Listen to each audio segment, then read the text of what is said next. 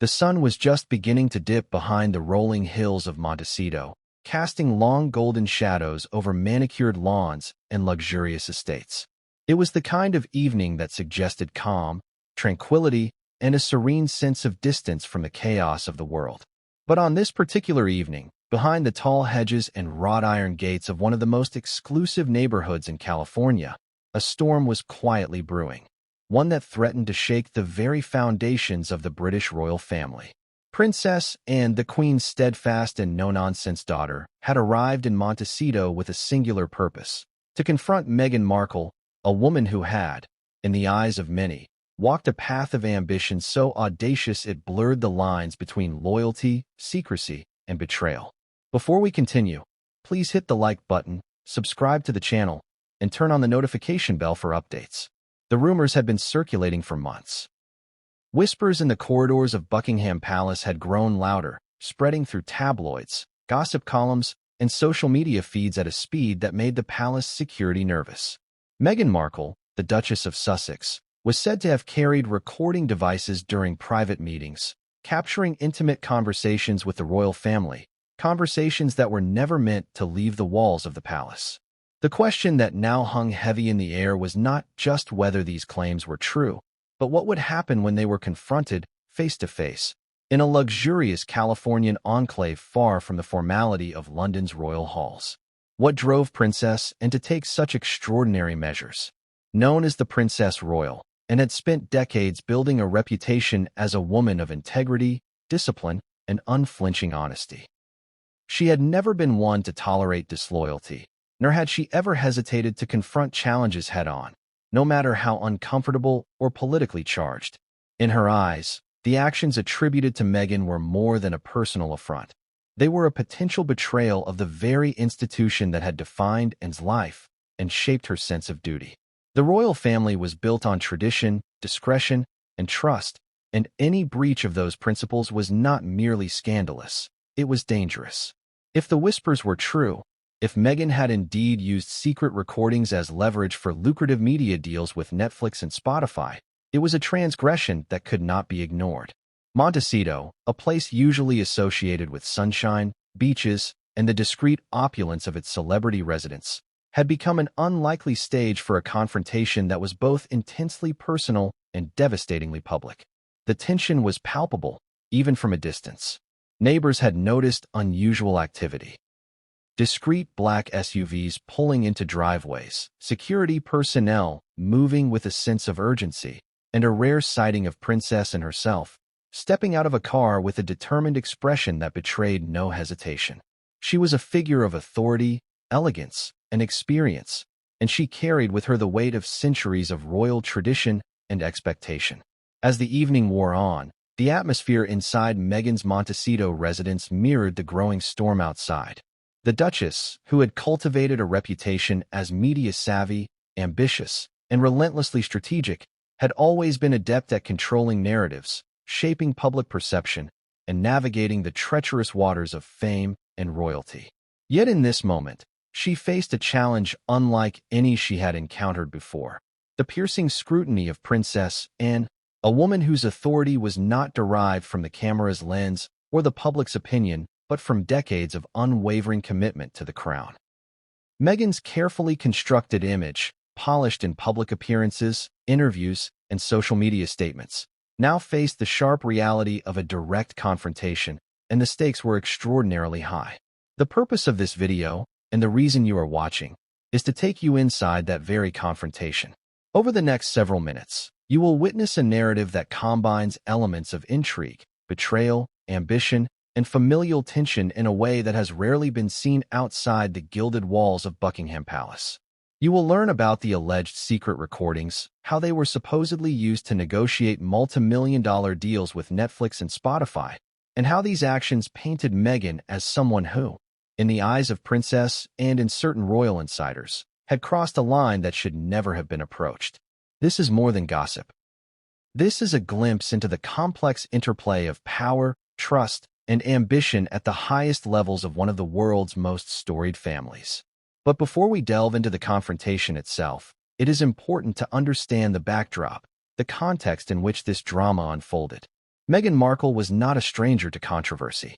From the very beginning of her relationship with Prince Harry, she had been under intense public scrutiny, her every move analyzed, debated, and dissected. Her journey from Hollywood actress to Duchess of Sussex had been meteoric, and with fame came pressure, expectation, and an almost unbearable level of attention. Her actions, decisions, and communications were never merely personal. They were political, social, and symbolic. Every word she spoke, every meeting she attended, had the potential to ripple across the globe, affecting public perception, media narratives, and, in some cases, the very stability of the monarchy itself. It is against this backdrop that the alleged secret recordings take on a significance that goes far beyond personal gain. According to sources close to the royal family, Meghan had carefully positioned herself to leverage private conversations for financial advantage. Meetings with senior royals, discussions about charitable engagements, and even personal conversations meant to remain confidential were reportedly captured on devices concealed on her person. These recordings were not merely a precautionary measure or an attempt at documentation. They were strategically intended to provide leverage in negotiations with streaming platforms like Netflix and Spotify. The potential implications were staggering. The very trust that underpinned the royal family's internal operations could have been compromised, with sensitive information potentially disseminated to the highest bidder. Princess Anne's reaction to these reports was swift and decisive. Known for her direct approach and unyielding sense of justice, she resolved that this issue could not remain speculative or contained within rumor. The confrontation in Montecito was therefore not just about verifying facts. It was about confronting behavior that, in Anne's eyes, could not be tolerated, and ensuring that accountability was enforced at a level commensurate with the seriousness of the allegations. Anne's presence was a message in itself, that loyalty, discretion, and honor were not optional, even when far from the watchful eyes of the British public or the global media. As the narrative unfolds, viewers will see a blend of personal drama and institutional tension, a story in which every decision carries weight and every revelation has consequences. From the moment Anne arrived on the Montecito estate, the dynamics between the two women set the stage for an encounter charged with emotion, authority, and high stakes. Body language, verbal exchanges, and subtle power plays all played a role in what would become a confrontation remembered not only for its intensity, but for the profound implications it carried for the royal family's internal trust and public image. By the end of this video, you will understand why this confrontation was about far more than a personal disagreement. It was about the preservation of trust within an institution that thrives on discretion and loyalty. It was about the consequences of ambition unchecked by ethics. It was about what happens when private conversations, meant to remain within the walls of the palace, are weaponized for financial gain and media influence. And most importantly, it is a story that demonstrates, with clarity and drama, how even those who appear untouchable are vulnerable when the lines between personal ambition and institutional loyalty blur. The introduction closes on the precipice of action. The stage is set, the players are positioned, and the narrative tension is at its peak. In the next chapter, we will move inside Montecito, into the rooms where this confrontation took place, exploring every exchange, every reaction, and every piece of evidence that Princess Anne brought to light. The drama is about to unfold, and what follows will illuminate the high stakes, the emotional intensity, and the shocking revelations that have been kept hidden from the public eye until now. The gates of Meghan Markle's Montecito estate opened slowly as Princess Anne's black SUV rolled through, glinting in the soft Californian sunset. Every eye that caught a glimpse of her immediately recognized the figure of a royal who commanded authority without uttering a word. Unlike her brother Charles, whose public persona often blended diplomacy with occasional unpredictability and was a paragon of discipline and unwavering clarity. She did not need cameras, press statements, or carefully crafted social media posts to assert her presence. Her reputation preceded her, and on this evening, that presence was about to set off a chain of events that would reverberate through the corridors of Buckingham Palace and across media outlets around the world. Inside the estate, Meghan was preparing for a private evening that she expected to be uninterrupted, a calm respite from the constant glare of media scrutiny. Her staff moved quietly, ensuring that the household ran seamlessly. Security personnel monitored every perimeter, every gate, and every potential point of entry with precision. Yet, despite all the precautions, there was a tension in the air that was difficult to mask. Meghan had been briefed on Princess Anne's arrival, but no amount of preparation could have conveyed the gravity of what was about to occur. And was not there for pleasantries, small talk, or the perfunctory courtesies that often accompanied royal meetings. She was there to confront, to interrogate, and to expose truths that had been hidden behind carefully managed narratives. The moment Anne stepped out of her vehicle, her gaze swept across the estate, assessing every detail with the practiced eyes of someone accustomed to observing and interpreting subtle signals of both environment and human behavior. Meghan watched from the grand window of her living room, her heart rate quickening, knowing that this was not a typical visit. The anticipation was almost cinematic, a real-life drama playing out in a setting that few outside the elite world of the royals would ever witness firsthand. Anne's movements were deliberate, purposeful, and precise. Every step toward the main entrance of the house carried with it a message. This confrontation was not optional, it was inevitable. Once inside, the two women faced each other, the tension between them almost tangible. Anne's eyes, sharp and unyielding, met Meghan's carefully composed expression. In that instant, it was clear that this encounter was more than a personal exchange. It was a collision of values, principles, and power. And did not mince words. She began by recounting reports that had reached her in London, reports that detailed Meghan's alleged use of concealed recording devices during private royal meetings. The gravity of these accusations was immediate, and Meghan's mind raced. She had anticipated criticism, media attention, and perhaps even public censure, but facing Anne's piercing scrutiny directly was a scenario she could not have fully prepared for. Anne's voice was calm, measured, but carried an unmistakable edge. She presented evidence, meticulously documented accounts from palace staff, security personnel, and trusted insiders who had observed Meghan's behavior over the months and years. The details were precise. Moments when Meghan had allegedly positioned small devices in meeting rooms, subtle movements that went unnoticed by all but the most attentive observers, and instances when sensitive discussions had been interrupted or compromised. The narrative constructed was not merely accusatory. It was coherent, verifiable, and compelling, creating an image of deliberate intent that could not be easily dismissed.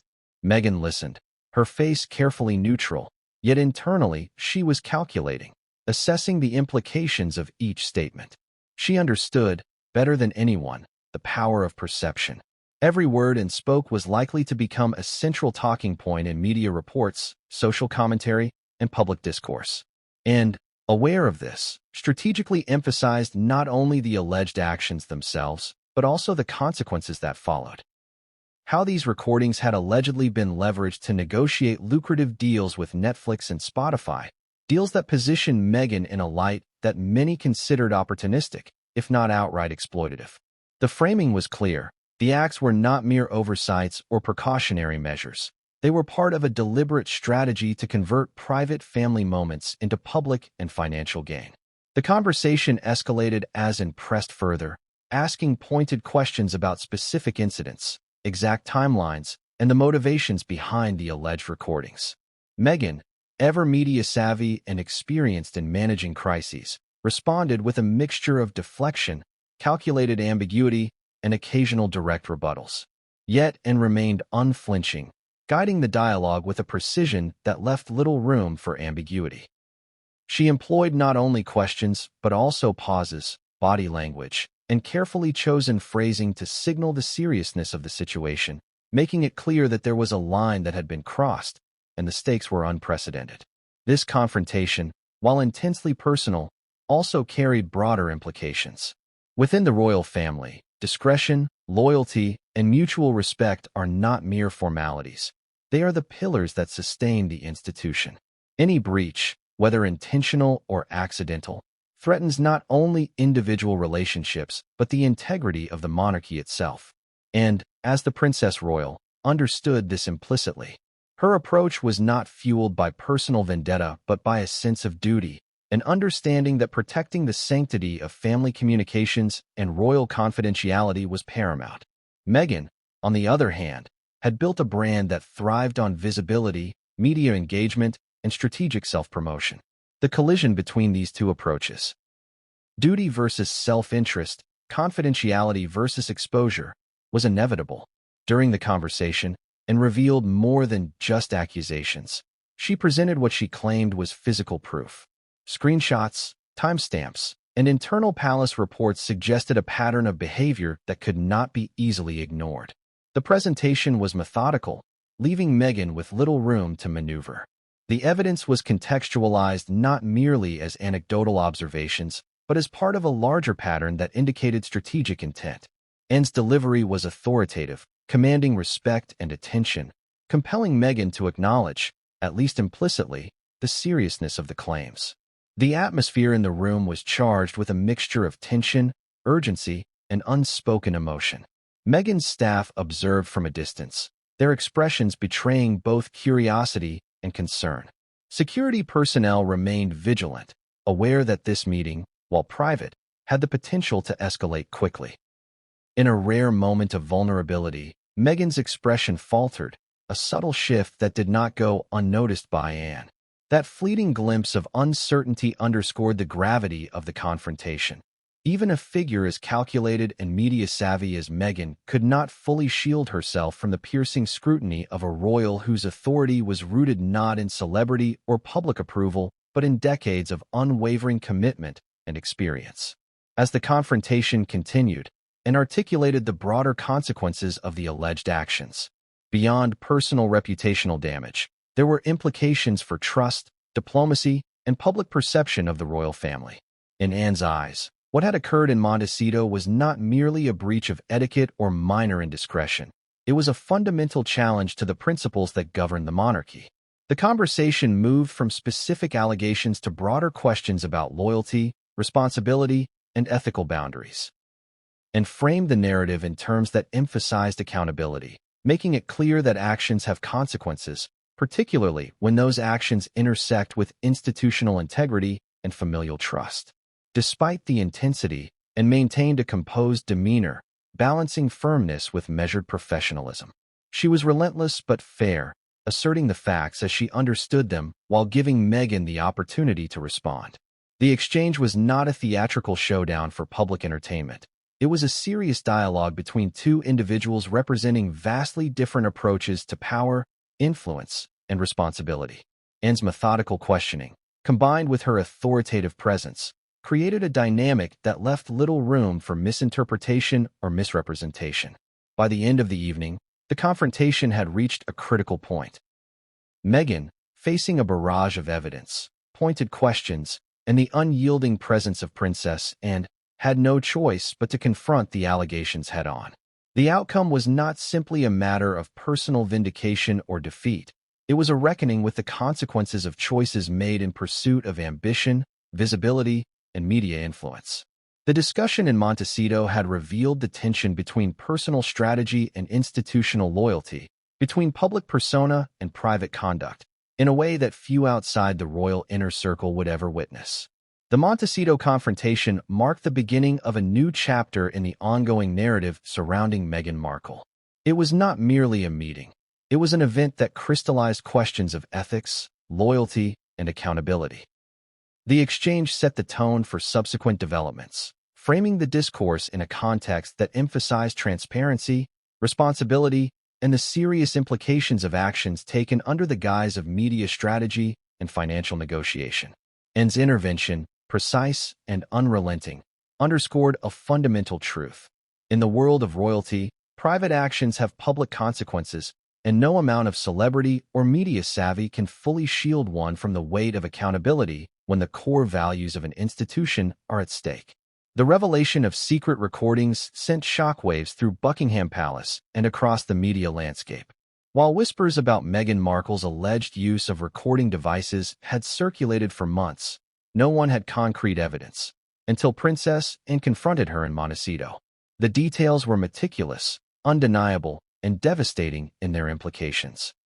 According to Anne's sources, Meghan had allegedly carried small, discreet devices into private meetings with senior royals, including King Charles, Queen Camilla, and even private sessions with Prince William. These devices, often no larger than a pin or a small button, could capture conversations without drawing attention, creating an archive of sensitive, confidential discussions. The scope of the recordings reportedly went beyond routine meetings. Meghan allegedly documented moments when policy decisions were discussed, internal disputes were debated, and personal sentiments were expressed in confidence. This was not incidental eavesdropping. According to insiders, Meghan understood the strategic value of such material. Every recorded conversation had potential leverage. Each disclosure could be selectively used to shape her public image, negotiate media contracts, or fortify her narrative in interviews. In Anne's eyes, the act transcended curiosity or personal security. It was a breach of trust, a violation of the fundamental principles of loyalty that bind the royal family together.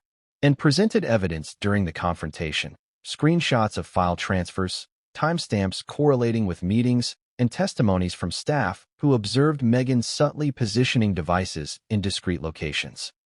The staff recalled instances where she had excused herself from rooms under the pretense of attending to trivial matters, only to return with recordings safely stowed.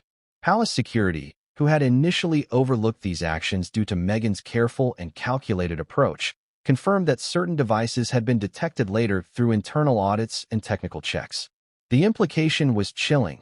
Conversations intended to remain private had been systematically documented and stored for potential strategic use. The narrative that Anne constructed was striking in its precision. She linked the recordings directly to Meghan's subsequent media negotiations, particularly her deals with Netflix and Spotify. Documents presented during the confrontation suggested that Meghan had used knowledge gleaned from private discussions to create leverage in contract negotiations.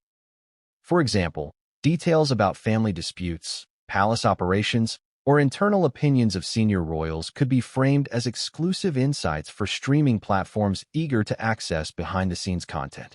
In this context, Anne's argument was clear. The recordings were not merely precautionary or defensive. They were tactical tools designed to monetize private royal life. Anne's accusations extended beyond mere recordings. She highlighted the manner in which Meghan allegedly curated the material for strategic use. Sources indicated that conversations were cataloged, annotated, and selectively referenced during negotiations. By leveraging these insights, Meghan could present narratives that painted her in a favorable light while casting others in a more negative frame. This approach, Anne suggested, was indicative of a calculated effort to manipulate perception, gaining both notoriety and financial gain at the expense of family trust. The confrontation delved into specific examples of recordings that were reportedly used to shape media content. One instance involved a confidential discussion about a private charity initiative that was later dramatized in public interviews and streaming content.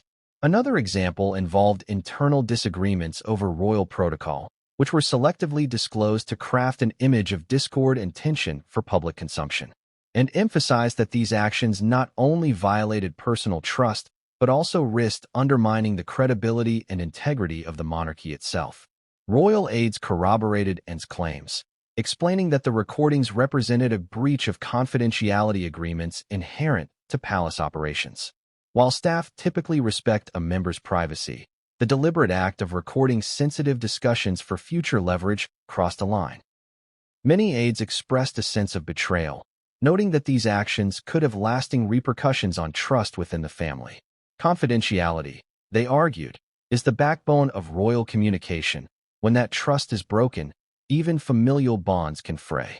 Public reaction, though initially based on speculation, intensified as evidence emerged. Media outlets around the world picked up on the story, dissecting every detail of Anne's confrontation and the alleged recordings.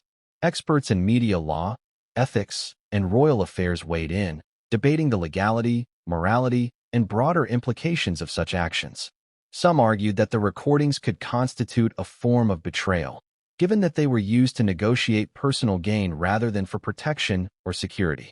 Others questioned the timing and framing, suggesting that media narratives could exaggerate the impact. Regardless of perspective, the story captured global attention, reinforcing the narrative of Meghan as a figure willing to navigate unconventional and controversial paths to achieve her objectives. Within the royal circles, the implications were deeply personal. Senior family members reportedly convened emergency meetings to assess the fallout, evaluating both reputational damage and potential breaches of protocol. Legal advisors were consulted to determine if any formal action could be pursued. The situation was unprecedented. While the monarchy had dealt with media scandals before, the deliberate recording of internal conversations for negotiation purposes represented a unique threat to institutional security and trust. Anne's intervention highlighted the gravity of the matter, signaling that such behavior would not go unchallenged, even in the private sphere of Montecito. The Montecito confrontation also shed light on Meghan's motivations. According to insiders, the recordings were not merely opportunistic. They were part of a broader strategy to establish control over her public narrative. By documenting private discussions, she could anticipate criticism, preemptively craft responses, and negotiate media deals from a position of strategic knowledge. In essence, the devices served as a tool to translate private moments into public capital. Anne's revelations painted a picture of someone who blurred the line between family loyalty and personal ambition, challenging traditional expectations of conduct within the monarchy. The ethical dimension of the story could not be overlooked. While Meghan's supporters argued that she was simply protecting herself and her interests, critics emphasized the breach of trust inherent in recording private family conversations. In royal households, discretion is paramount. Conversations about personal grievances, policy decisions, and sensitive family matters are meant to remain confidential. By allegedly recording these exchanges, Meghan crossed a boundary that many believed should have been sacrosanct. Anne's role, in confronting her directly and presenting evidence, underscored the seriousness with which the monarchy viewed these allegations. Moreover, the technical sophistication of the alleged recordings raised questions about intent and planning. Devices were small, unobtrusive, and capable of high-quality audio capture. This suggested foresight and deliberate preparation rather than impulsive action. The systematic approach to recording, cataloging, and using the information in negotiations indicated strategic intent. Anne's argument was that these actions were premeditated, calculated, and designed to serve personal objectives, rather than being incidental or defensive measures. The chapter of Revelations concluded with a stark warning. Trust, once broken, is difficult to restore, and emphasized that the recordings not only compromised personal relationships, but also had the potential to destabilize institutional trust within the monarchy. The confrontation in Montecito was a turning point, highlighting the tension between personal strategy and institutional responsibility. Meghan's alleged use of recordings illustrated the complexities of balancing public image, media engagement, and family loyalty, especially within the high-stakes environment of royal life. The fallout from the revelation of Meghan Markle's alleged secret recordings could be traced directly to her media ventures, particularly the high-profile deals with Netflix and Spotify. These agreements, which initially seemed like standard celebrity contracts, suddenly took on a more sinister dimension in light of Anne's confrontation in Montecito. Sources close to Princess Anne described a painstaking process in which the senior royal meticulously documented proof linking the recordings to Meghan's media negotiations, demonstrating how confidential palace conversations may have been leveraged for personal financial gain. The Netflix deal, reportedly valued at $100 million over several years, was structured as a multi-project agreement encompassing documentaries, dramatized content, and reality-style programming. While the scope of the contract appeared to focus on social issues, personal stories, and cultural narratives, insiders suggested that the content included thinly veiled references to royal life and internal family disputes. What was striking, according to Anne's investigation, was the timing and selection of topics. Every piece of content seemed strategically aligned with sensitive discussions that Meghan had allegedly recorded during her time in the United Kingdom.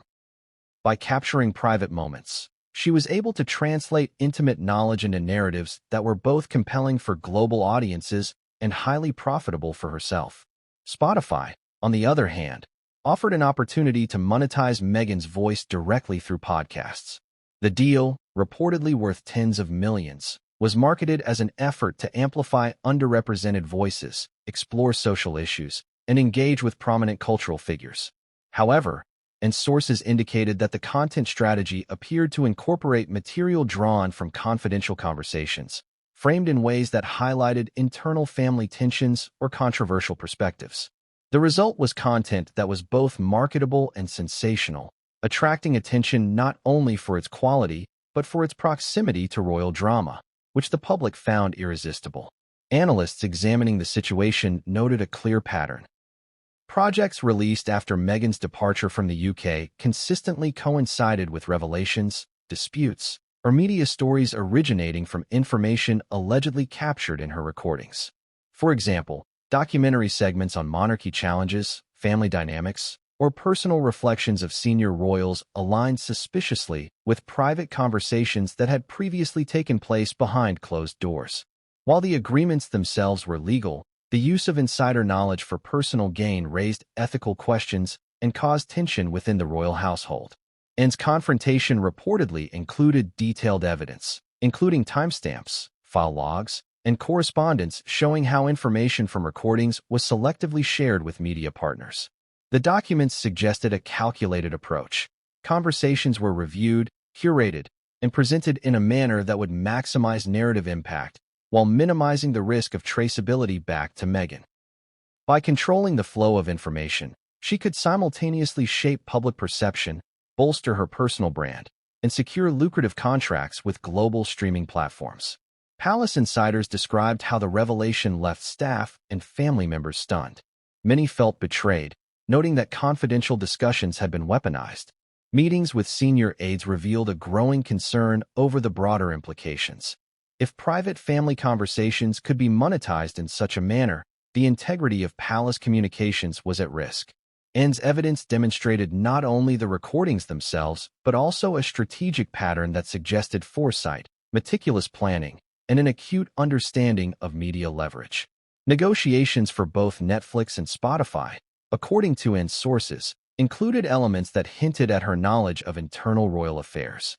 Specific topics were chosen to resonate with audiences, create intrigue, and stimulate controversy, all of which had financial ramifications. For instance, discussions about charitable initiatives, internal policy disagreements, or personal dynamics were adapted into narratives that could be dramatized or featured in high-profile interviews. These strategies reportedly increased the perceived authenticity of the content, giving it a unique appeal in the global entertainment market. Critics argued that the deals went beyond typical celebrity storytelling. They suggested that the media agreements represented an innovative, albeit ethically ambiguous, approach to monetizing private knowledge. By turning personal insights into content, Meghan allegedly blurred the line between public and private life in ways that few had attempted. And, however, framed this not as creative enterprise, but as a breach of trust and an act that jeopardized familial and institutional integrity. The confrontation in Montecito highlighted the seriousness of these actions, reinforcing the idea that strategic use of private information could have far-reaching consequences. The timing of content releases also appeared to mirror moments of heightened public interest in royal affairs.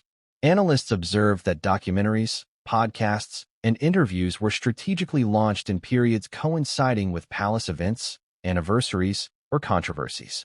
While such timing could be attributed to standard marketing strategies, Anne's investigation suggested a more deliberate approach. The media output seemed engineered to maximize impact while leveraging information obtained from private recordings. By aligning content with sensitive or high-profile moments, Meghan allegedly enhanced her negotiating position, boosted viewer engagement, and increased the financial stakes of each deal. Legal experts consulted in the aftermath raised complex questions about contractual obligations, intellectual property, and the use of insider knowledge. While the deals themselves complied with legal frameworks, the ethical implications were murkier. Should a contract be considered compromised if it is underpinned by information obtained through clandestine means? Anne's perspective was unequivocal.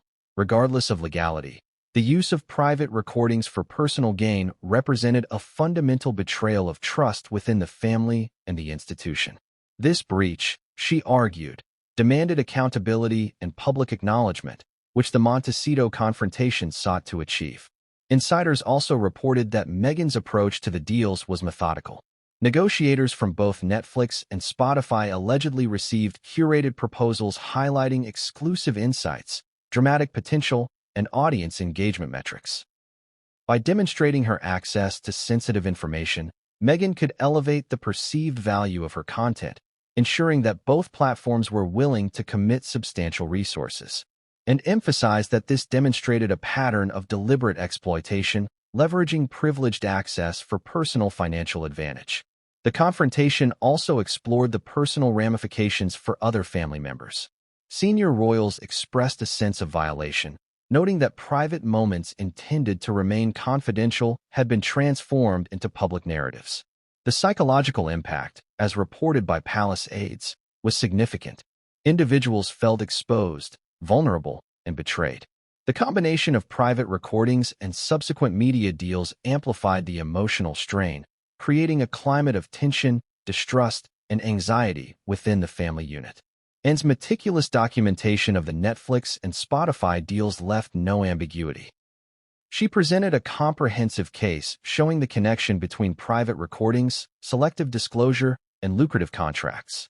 The evidence, drawn from multiple sources and corroborated by staff testimony, outlined a clear trajectory.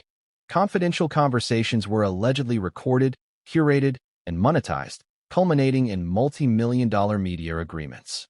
In Anne's assessment, this chain of events underscored a deliberate strategy, one that prioritized personal gain over family loyalty and institutional integrity.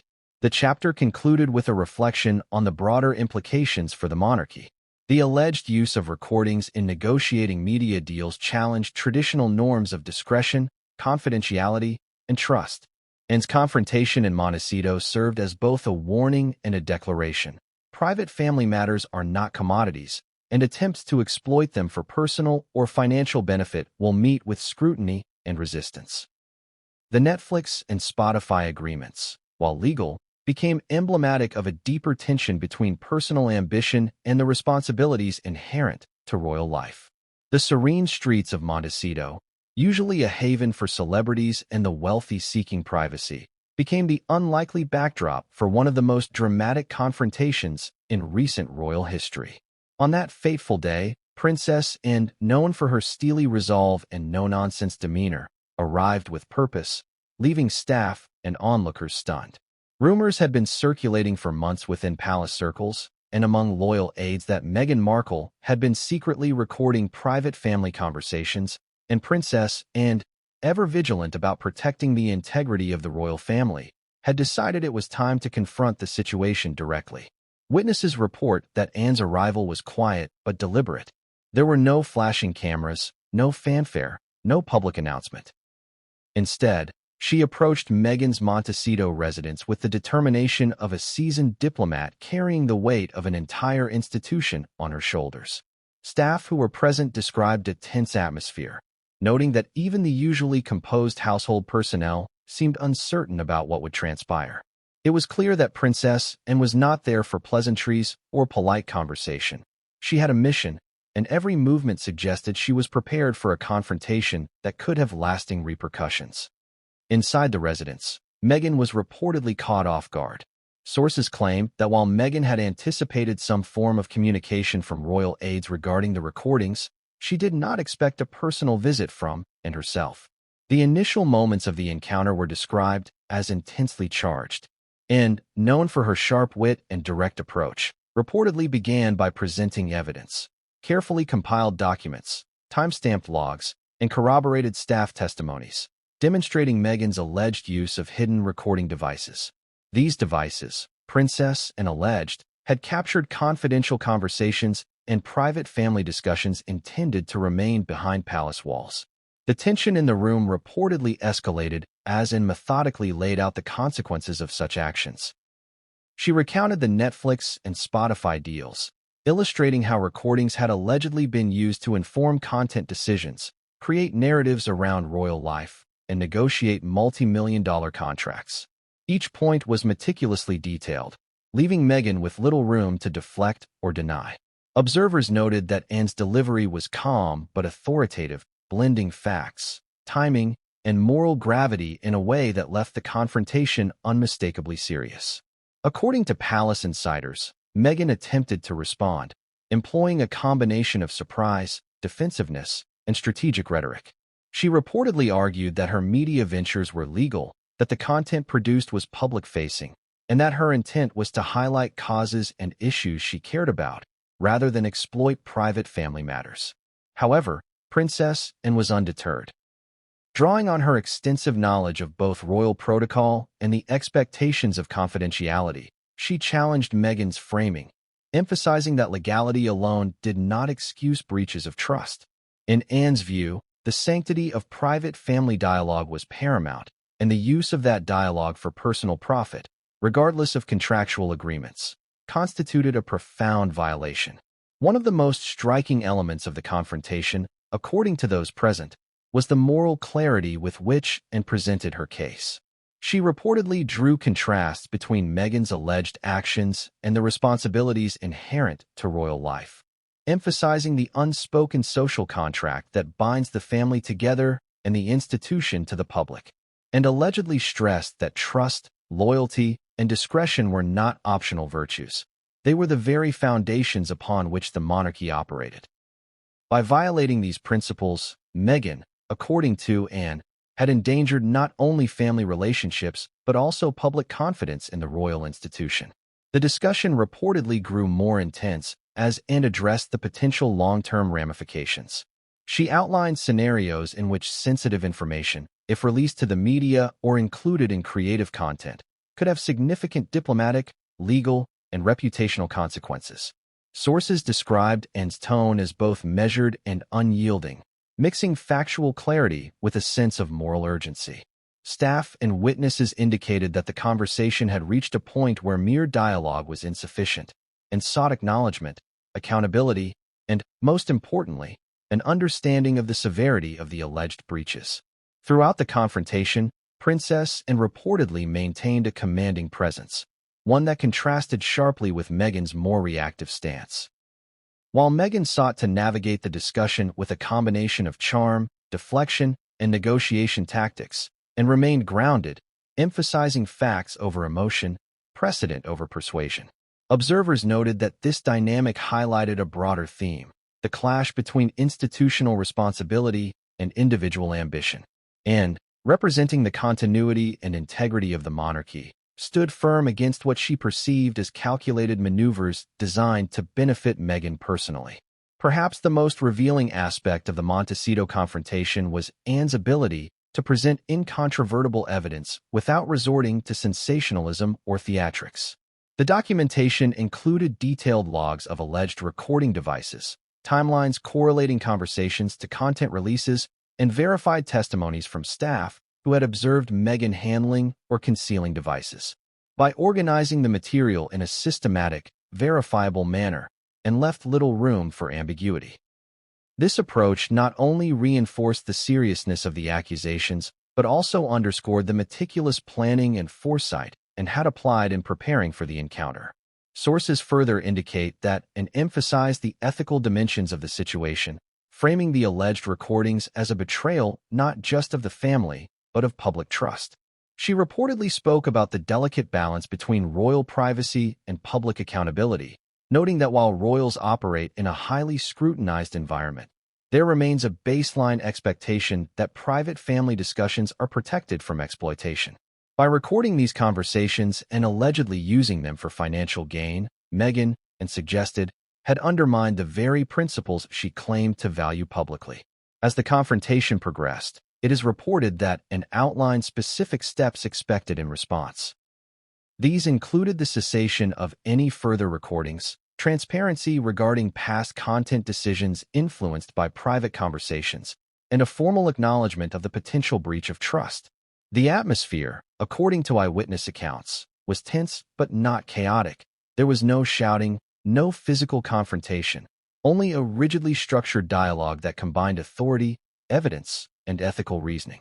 The exchange, while private, reportedly felt like a microcosm of broader institutional accountability, highlighting the consequences of actions that, while legal in one sense, conflicted with the unwritten codes governing royal conduct.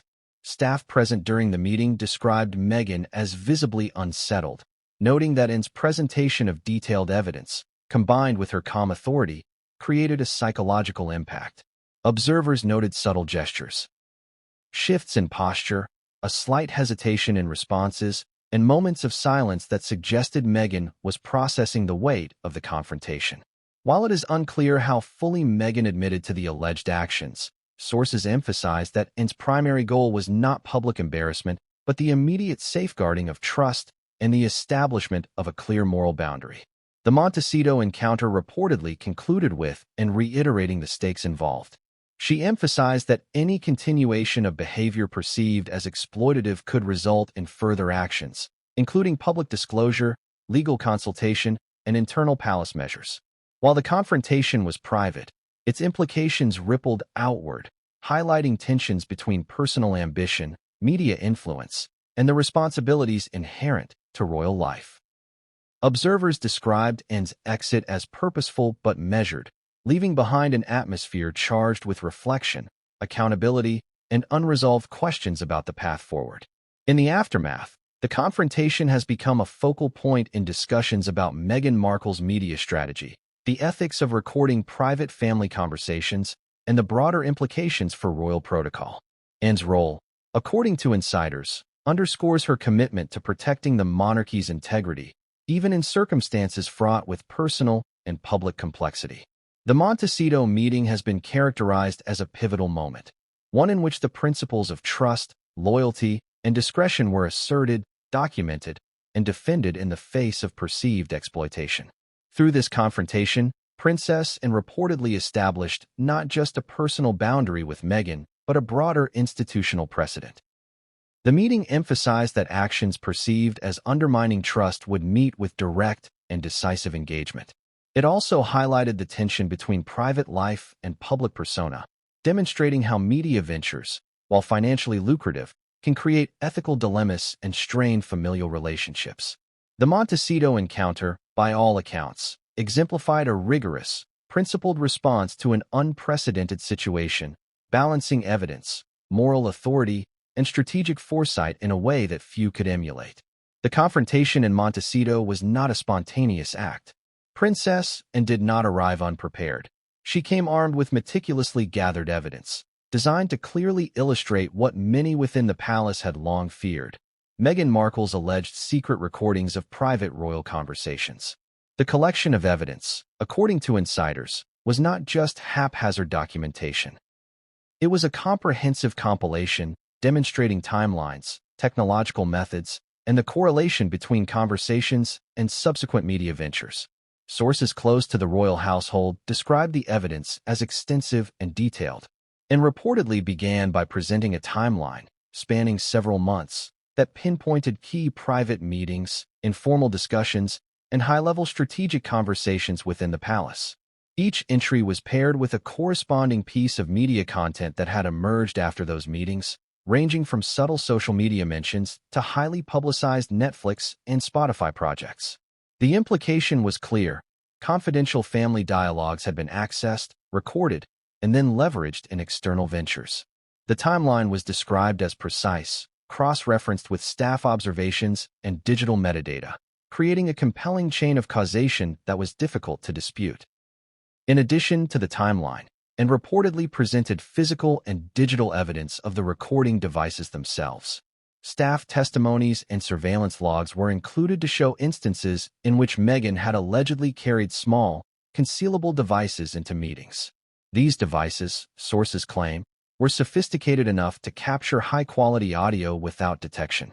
Photographic documentation, detailed schematics of device placement, and verified timestamps were reportedly part of the dossier. Staff members who had observed Meghan in sensitive areas of the palace reportedly provided sworn accounts, noting her consistent attention to keeping these devices hidden, even in situations where casual observation might have detected them. Perhaps most damning, according to insiders, were the cross-referenced examples showing how recorded conversations appeared to directly inform content produced for Netflix and Spotify, and reportedly highlighted specific dialogue snippets that coincided with themes, storylines, or even verbatim phrasing in public-facing projects. In some cases, internal family disputes or strategic discussions, which were meant to remain confidential, were echoed in shows, podcasts, or interviews, creating an impression that private conversations had been used for personal gain. The correlation, while circumstantial, was made increasingly persuasive by the documentation, showing that the timing, content, and context all pointed to deliberate recording. And presentation, according to eyewitnesses, also included legal and contractual considerations. Royal aides and legal experts had reportedly reviewed the recordings in relation to Meghan's media deals, assessing whether confidential material could be lawfully incorporated into commercial ventures. While legality was a debated point, the ethical implications were undeniable, and emphasized that even if contracts technically allowed certain liberties, the moral breach remained profound. She argued that the sanctity of private conversations, particularly those involving family and institutional matters, could not be overridden by financial contracts. Staff reportedly noted that Anne's ability to merge technical evidence with ethical reasoning made the presentation particularly persuasive. The dossier, insiders say, also contained a section on staff corroboration. Multiple palace employees reportedly contributed to a body of evidence detailing Meghan's behaviors, how she allegedly brought devices into meetings, how she ensured they were recording, and how she later referenced discussions in media-related negotiations. Statements were reportedly taken under oath, with cross-examinations to verify consistency and accuracy. Staff members who were reluctant to speak publicly nonetheless felt compelled to contribute due to the gravity of the situation. Their accounts, combined with technical documentation, created a multi-layered evidentiary foundation that left little room for doubt within Anne's team. Another component reportedly highlighted by and was the technological footprint of the recordings. Experts consulted by and analyzed file metadata, device logs, and encrypted storage methods to establish a clear chain of possession and usage. According to sources, the analysis revealed that recordings were often made during informal or private moments, including meetings where sensitive topics were discussed, strategic decisions were planned, or family concerns were voiced. The ability to trace these recordings to subsequent media content further strengthened the case that private conversations had been exploited for commercial purposes, and reportedly also drew attention to patterns of behavior, emphasizing that the alleged recordings were not isolated incidents. Over months, she argued, Meghan had demonstrated consistent, deliberate efforts to capture and use sensitive information.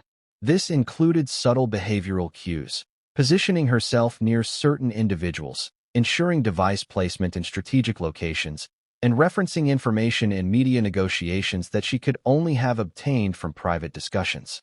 The pattern, as Anne presented it, suggested premeditation rather than opportunistic use, reinforcing the seriousness of the alleged breaches. The evidence reportedly extended beyond the physical and technological realm to include financial and contractual documentation. Anne's team allegedly cross-checked earnings reports, media deal timelines, and payment schedules, juxtaposing them with known conversations within the palace. Forensic accounting, sources claim, revealed correlations between the timing of media negotiations and the content of private discussions, suggesting that sensitive information had influenced commercial decisions. While these financial elements did not prove intent outright, they added an additional layer of credibility to Anne's presentation, showing that the alleged recordings were not simply passive observations, but may have had tangible economic outcomes. Throughout the presentation, Anne reportedly maintained a balance between factual rigor and moral framing. She emphasized that the evidence, while detailed and compelling, was ultimately a tool to protect the family, the institution, and public trust. And strategy, according to those present, was to ensure that Meghan understood the gravity of the situation and the potential consequences of continued behavior, while avoiding unnecessary personal vilification. The focus was on accountability, not character assassination, yet the implications were unavoidable. If the allegations held, the actions represented a profound breach of trust and a serious ethical lapse. Perhaps most importantly, insiders say that Anne framed the evidence in a way that demanded a response. It was not a passive presentation. It was an appeal for recognition, acknowledgement, and corrective action. by methodically presenting documentation, testimonies, technological analysis, and financial correlations, and created a scenario in which Meghan was compelled to confront the reality of her actions. Staff present during the meeting reportedly sensed that this was a defining moment, one in which decisions made in Montecito could reverberate across public perception, media coverage, and internal family dynamics. In the end, the evidence reportedly left a lasting impression on Meghan. While sources differ on her immediate reaction, all agree that Princess Anne's preparation, clarity, and moral authority created a scenario in which denial alone was insufficient. The dossier was thorough, precise, and unambiguous in its implications. Whether or not Meghan would take the steps and requested remained uncertain, but the presentation itself served as a decisive assertion of accountability, ethics, and the importance of trust in royal life. The evidence uncovered by and compiled through diligence, corroboration, and careful planning represents a turning point in the ongoing saga. It underscores the stakes involved when private conversations intersect with public ambitions, revealing a complex web of personal, ethical, and institutional considerations. The Montecito encounter, framed by this evidence, not only exposed alleged behaviors, but also highlighted the mechanisms by which accountability can be established, demonstrating the lengths to which a senior royal will go to protect the integrity of the family and its public responsibilities. The media deals that Meghan Markle secured after leaving her formal royal duties were widely publicized as groundbreaking. Netflix and Spotify deals totaling tens of millions of dollars were hailed as monumental achievements, with industry insiders describing them as unprecedented for a member of a former royal household. However, according to sources close to the royal family, the deals were not simply a result of celebrity status, personal branding, or public appeal. Instead, there is substantial evidence suggesting that private conversations recorded within the palace were leveraged to negotiate the most favorable terms possible, raising serious ethical questions about the foundation of these deals. The Netflix deal, valued at an estimated $100 million over several years, was framed as a partnership for original programming, documentaries, and limited series. According to insiders, the content of the deal often coincided with topics, anecdotes, or strategic insights that Meghan could only have obtained from confidential royal conversations. Staff members familiar with the negotiations noted that the pitches presented to Netflix executives contained specific references, phrasing, and stories that mirrored private discussions within the palace. These included not just general themes, such as mental health advocacy or philanthropic initiatives, but precise details from family dialogues, internal policy deliberations, and even sensitive interpersonal interactions between senior royals. Similarly, the Spotify podcast deal, worth approximately $25 million, reportedly reflected information gleaned from recorded private conversations. Executives allegedly noted Meghan's uncanny ability to provide insider perspectives on royal life, controversies, and internal dynamics. While the public was told that the content would focus on stories of inspiration, resilience, and global social issues, insiders reveal that episodes occasionally included anecdotes that aligned suspiciously with private discussions previously held within palace walls. The combination of intimate access, seemingly real-time insights, and engaging storytelling made Meghan's media presence highly attractive to networks and platforms, but the source of that material raised critical ethical and moral concerns. According to the dossier presented by Princess Anne in Montecito, there is evidence to suggest that Meghan strategically timed her negotiations to coincide with sensitive discussions within the royal household.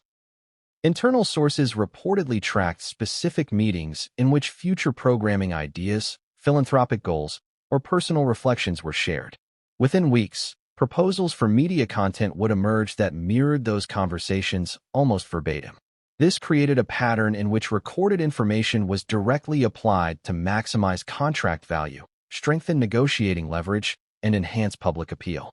Staff members familiar with both palace operations and media contracts noted that the level of specificity and timing of these actions went far beyond ordinary industry research or anecdotal storytelling. The ethical implications of using private conversations as leverage were central to Princess Anne's concerns. According to those present at the Montecito meeting, and repeatedly emphasized that even the most lucrative deals cannot ethically justify the use of confidential material.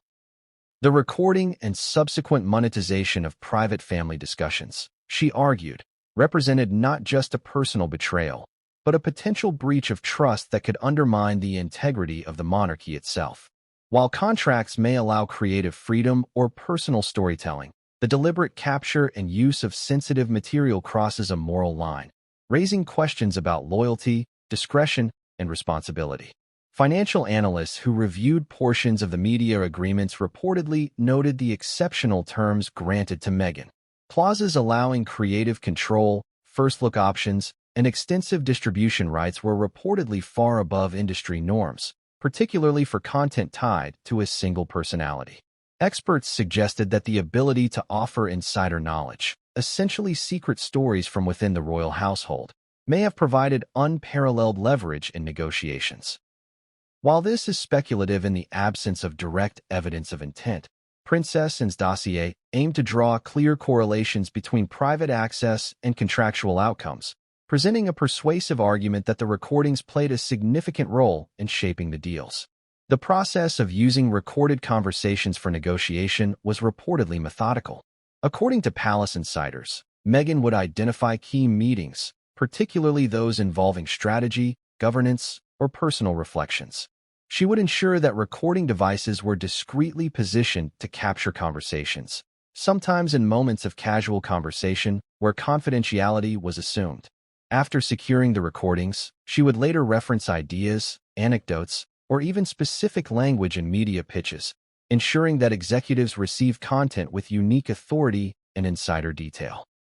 The repetition of this pattern across multiple projects reportedly reinforced the perception that sensitive information was being actively leveraged for commercial advantage. Legal experts consulted by Princess Anne reportedly reviewed the contracts with an eye toward potential breaches of confidentiality or implied fiduciary obligations. While Meghan, as a private citizen and former royal, may not have been legally restricted from pursuing media projects, the use of information gained through trust-based relationships raised significant moral and ethical questions. Sources say Anne's presentation included not only technological and behavioral evidence, but also expert legal opinion highlighting how these actions could be construed as a violation of implicit ethical standards, if not direct legal constraints. In addition to financial benefits, sources suggest that the recordings and media leverage provided Meghan with a degree of strategic protection. By establishing herself as an authoritative voice on royal life, she could influence public perception, control narratives, and even preempt criticism. Episodes, series, and interviews often addressed controversies before they were widely reported, suggesting that insider knowledge was being actively deployed to manage reputation and maintain leverage. Staff members reportedly noted that this created a complex interplay between personal branding, media influence, and ethical responsibility, a triangle in which private knowledge became both shield and weapon. Princess Anne's confrontation, therefore, was not merely about past actions, but about preventing ongoing behavior that could continue to exploit confidential family information.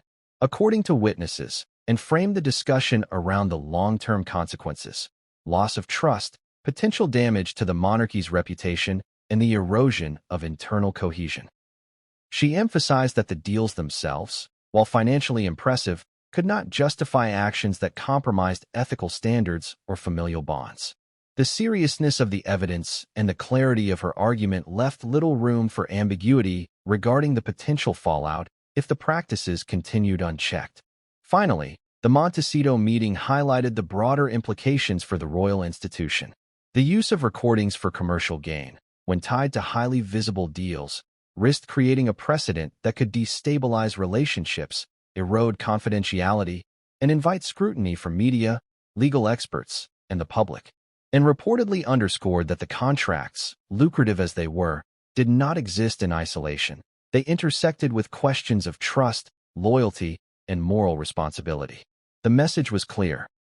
Ethical breaches in pursuit of financial gain are never without consequence, especially when the stakes involve a centuries-old institution whose legitimacy depends on discretion, honor, and fidelity.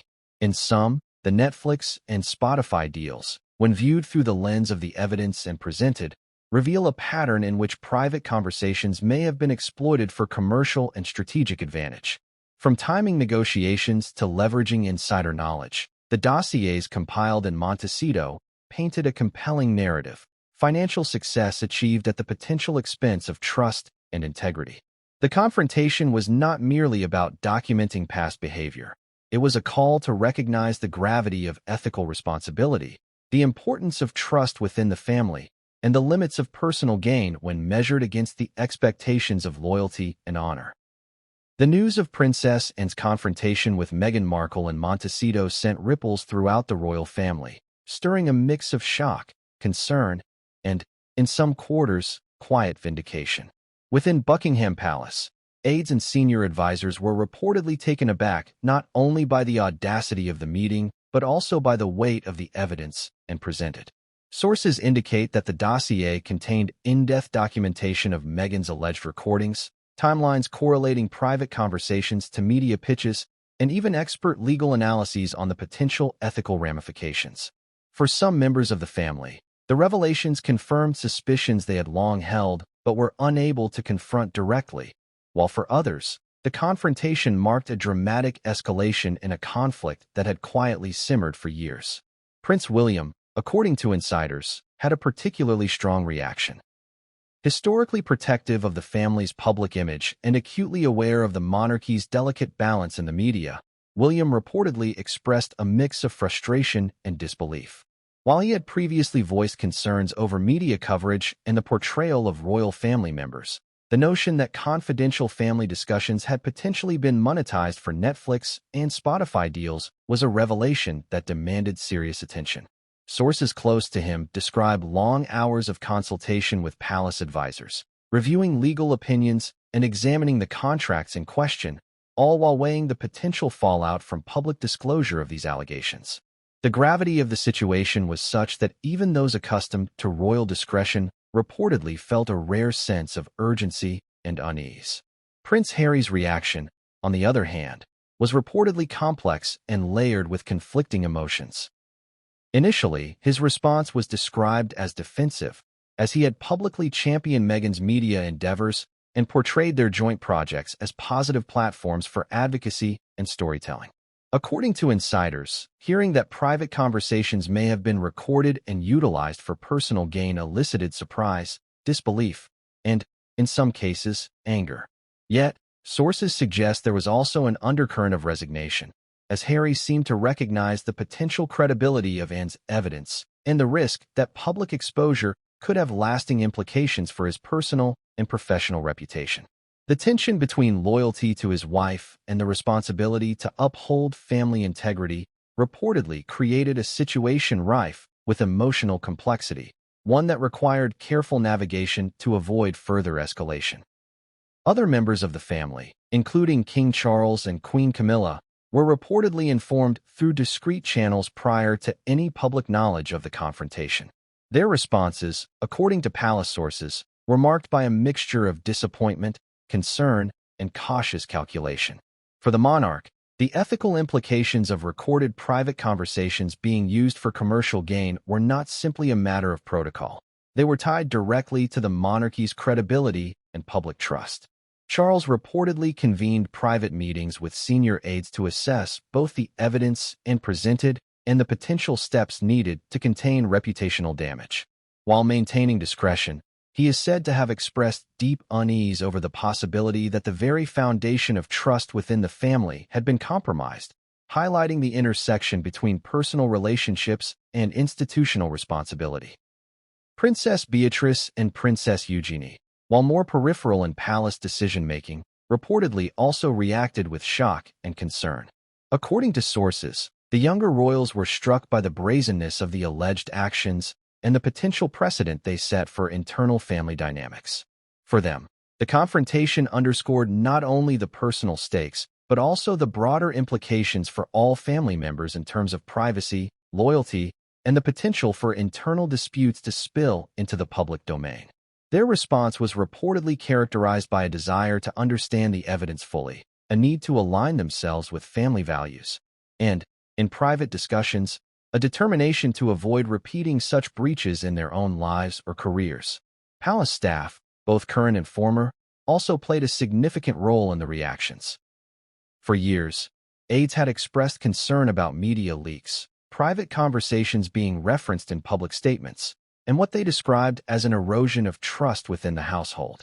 The confrontation in Montecito, according to insider reports, validated many of their fears and provided concrete evidence that some of the patterns they had observed were intentional and strategic. Reactions ranged from relief that their concerns were finally substantiated to anxiety over how such allegations, once revealed to the public, could affect their own professional standing and the overall perception of the royal household. The confrontation also prompted discussions about protocol, privacy, and the expectations of former royal family members when engaging in media activities. Advisors reportedly debated the extent to which contractual agreements with Netflix and Spotify could be renegotiated, delayed, or otherwise scrutinized in light of the allegations. Legal counsel weighed in on potential breaches of fiduciary duty, implied confidentiality, and the ethical responsibilities inherent in trust-based relationships, even after a family member transitions to private citizenship. These discussions highlighted the tension between contractual rights, commercial freedom, and moral obligations, a tension that would become central to ongoing family deliberations. Reactions extended beyond the immediate family as well. Close friends, confidants, and philanthropic partners reportedly expressed concern over the implications of Anne's confrontation. The revelation that personal and professional trust may have been compromised created uncertainty in circles that had previously been supportive of Meghan and Harry's initiatives. For some partners, the situation prompted reevaluation of joint projects, consideration of reputational risk, and, in certain cases, temporary suspension of collaborations until the facts could be clarified. This broader ripple effect emphasized the high stakes involved and the far-reaching consequences of actions that intersected with both private life and public perception. Despite the gravity of the evidence presented, there were reportedly differing opinions within the family about the appropriate next steps. Some members advocated for immediate public clarification, believing transparency was the only way to preserve institutional credibility and regain public trust. Others urged caution, emphasizing the importance of private resolution to avoid media spectacle and potential escalation. These differing perspectives highlighted not only the complexity of internal family governance, but also the delicate balance between addressing ethical concerns and protecting the monarchy's reputation. Finally, the reactions of the royal family reflected an acknowledgement of the personal courage displayed by Princess Anne. According to insiders, confronting a former family member in a high-stakes setting such as Montecito required not only preparation and evidence, but also a commitment to uphold principles of integrity and ethical responsibility. Her actions were reportedly viewed as a necessary intervention to protect both familial relationships and institutional values, demonstrating leadership and decisiveness that resonated with family members and aides alike. In summary, the royal family's reactions to Princess Anne's confrontation encompassed a broad spectrum of emotions and strategic considerations. Shock, concern, validation, and contemplation of ethical, legal, and reputational consequences characterized the immediate response. The Montecito meeting, while private, sent a clear signal about accountability, trust, and the importance of upholding moral standards, even in the face of lucrative opportunities and complex personal relationships. For the royal family, the confrontation was both a revelation and a turning point, forcing introspection, reevaluation, and a renewed focus on the principles that underpin both their private bonds and their public roles. Royal protocol itself contains specific provisions regarding confidentiality, media engagement, and conduct unbecoming of a royal. Historically, breaches of these protocols have resulted in public reprimands, loss of privileges, or reassignment of duties. Legal and protocol experts drew parallels to past incidents where private communications were exposed or misused, highlighting patterns of disciplinary action within the royal household. Unlike typical legal disputes, violations of royal protocol often involve informal enforcement through reputational pressure, internal counsel, and strategic management of media narratives. In Meghan's case, if the allegations were verified, the breach would be viewed as significant due to the dual nature of her former status. She remained highly visible in public media while retaining ties to a historically private institution. The confrontation with Princess and underscored the seriousness of such a breach, as it was not addressed internally but publicly, signaling both the personal and institutional weight of the issue. Potential consequences extended beyond legal and procedural boundaries into financial and contractual risk. Streaming platforms, sponsors, and media partners carefully manage exposure to legal disputes, especially those with international visibility. Contracts often include indemnification clauses that protect companies from liability arising from illegal or unethical conduct by talent. Legal experts suggested that if Princess's allegations were substantiated, both Netflix and Spotify could claim material misrepresentation or breach of contractual obligations, creating financial liability for Meghan. Even absent litigation, the public revelation of misconduct could trigger reputational damage that diminishes her marketability, affects media negotiations, and limits future opportunities in high-profile media ventures. Analysts argued that the combination of legal jeopardy and reputational harm reinforced the gravity of the confrontation, illustrating the broader stakes involved in what might initially appear to be a personal dispute. Additionally, the convergence of personal, professional, and public spheres in this case posed unique challenges for legal interpretation. Meghan Markle's dual identity as a former senior royal and as a media personality created tension between expectations of confidentiality and her right to engage in commercial enterprise.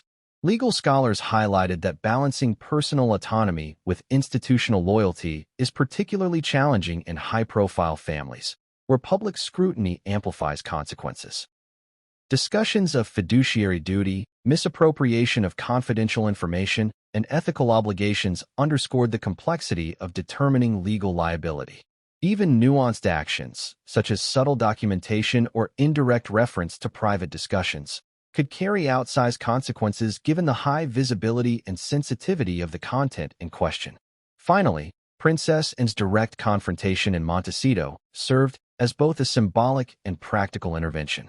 By presenting evidence and addressing the issue personally, she introduced formal acknowledgement of the allegations into the public domain, heightening the likelihood of legal and institutional follow-up. Legal experts suggested that such direct action could influence negotiations, contractual disputes, and potential remedies, as it created a documented link between alleged misconduct and the royal family's response. The confrontation also served as a cautionary example of how breaches of trust can escalate into multifaceted consequences, encompassing legal, ethical, financial, and reputational domains. Observers concluded that this incident would likely be studied as a case of modern royal crisis management, media ethics, and the intersections of private conduct with global entertainment markets. In summary, the legal implications and royal protocol violations surrounding Princess Anne's confrontation with Meghan Markle were both significant and complex. Allegations of secret recordings, coupled with potential misuse for commercial gain, intersected with statutory law, contractual obligations, and institutional expectations unique to the royal family. Experts in law, ethics, and media emphasized the multidimensional consequences of such actions, highlighting the convergence of privacy rights, contractual compliance, fiduciary duty, and protocol. The confrontation underscored the delicate balance between personal ambition and public trust, revealing the high stakes involved when private matters are leveraged for personal or commercial gain. Princess Anne's direct action illuminated these risks, signaling a moment of accountability that would resonate across legal, ethical, and public domains. The moment Princess Anne confronted Meghan Markle in Montecito, the conversation immediately shifted from personal grievance to the spotlight of corporate scrutiny. Allegations that Meghan had secretly recorded royal conversations and used them to negotiate massive deals with streaming giants like Netflix and Spotify sent shockwaves through both entertainment and royal circles. The confrontation ignited a wave of speculation regarding whether these deals had been secured through ethically questionable means, potentially exposing Meghan to legal, financial, and reputational risk. Media insiders and entertainment lawyers quickly began to dissect every angle, analyzing the contracts, public statements, and possible violations in minute detail. Netflix had long been rumored to be interested in content produced by Meghan Markle, especially after her and Prince Harry's departure from active royal duties. The company, recognizing the global fascination with the British monarchy, reportedly saw opportunities for exclusive documentaries, scripted series, and personal content that could attract millions of subscribers. However, the revelation that Meghan might have entered negotiations armed with recordings from private family meetings transformed what had previously been viewed as standard celebrity deal-making into a potentially explosive legal and ethical issue. Analysts highlighted that streaming contracts of this magnitude typically involve multiple layers of confidentiality clauses, warranties, and representations.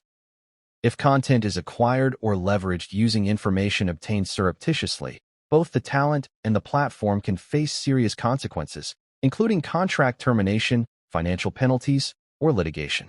Spotify, similarly, had expressed interest in original podcasts featuring Meghan Markle. While podcasts are generally less formalized than video streaming agreements, they still include detailed contracts that cover intellectual property rights, exclusivity, and content originality. The possibility that Meghan's knowledge of private royal discussions could influence podcast topics raised alarms among legal experts and protocol advisors. They argued that monetizing insider information without consent could constitute misappropriation of confidential information and potentially violate both U.S. and U.K. laws. Public perception also played a critical role. Even if legally permissible, the optics of creating content derived from private conversations threatened to damage both Meghan's credibility and the public's trust in her media ventures. Industry insiders began evaluating how the alleged recordings could have affected the negotiation process.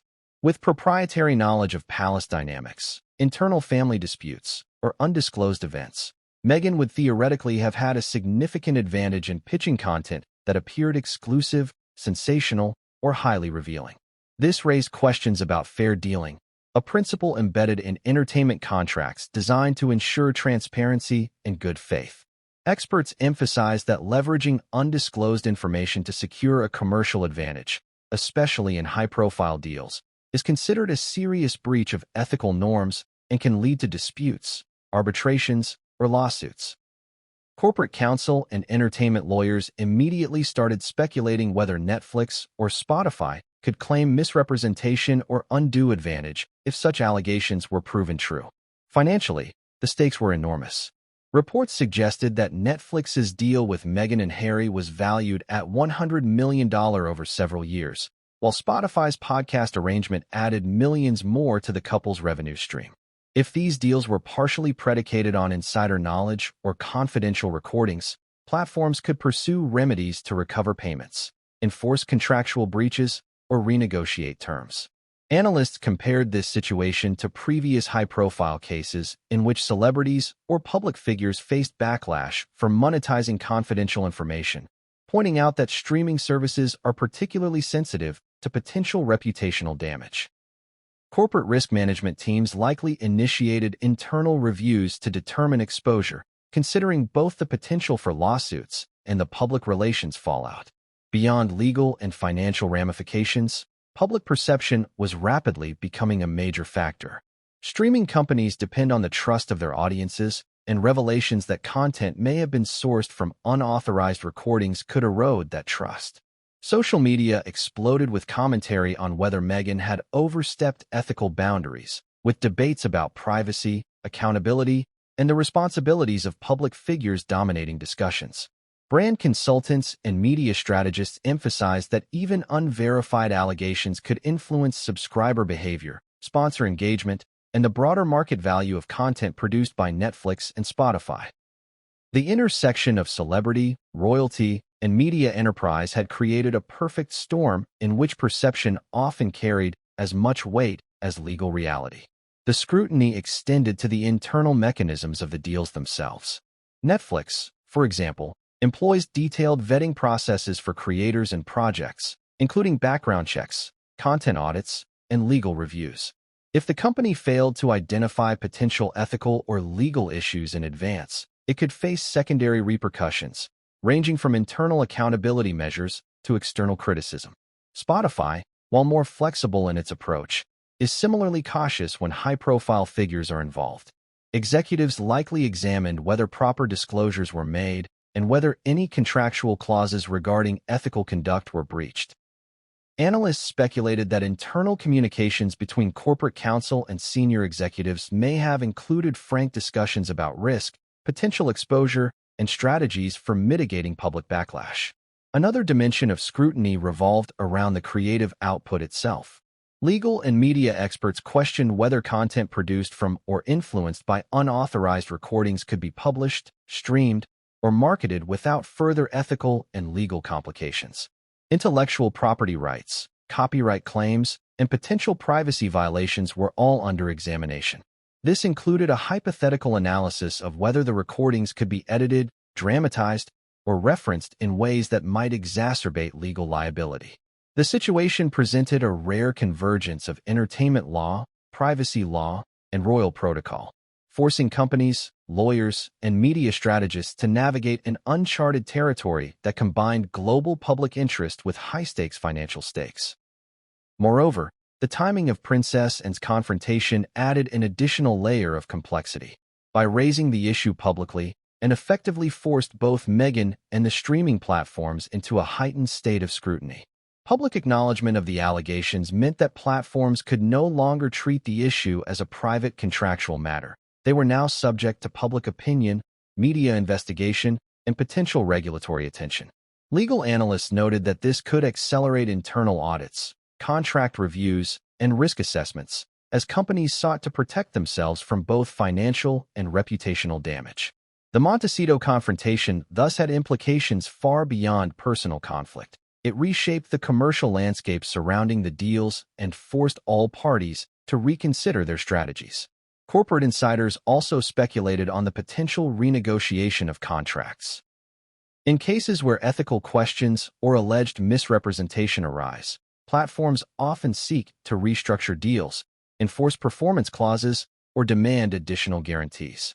Netflix and Spotify could require assurances regarding the sourcing of content, ethical compliance, and the non-use of confidential recordings. These adjustments would protect the companies while signaling to the public that they uphold legal and ethical standards.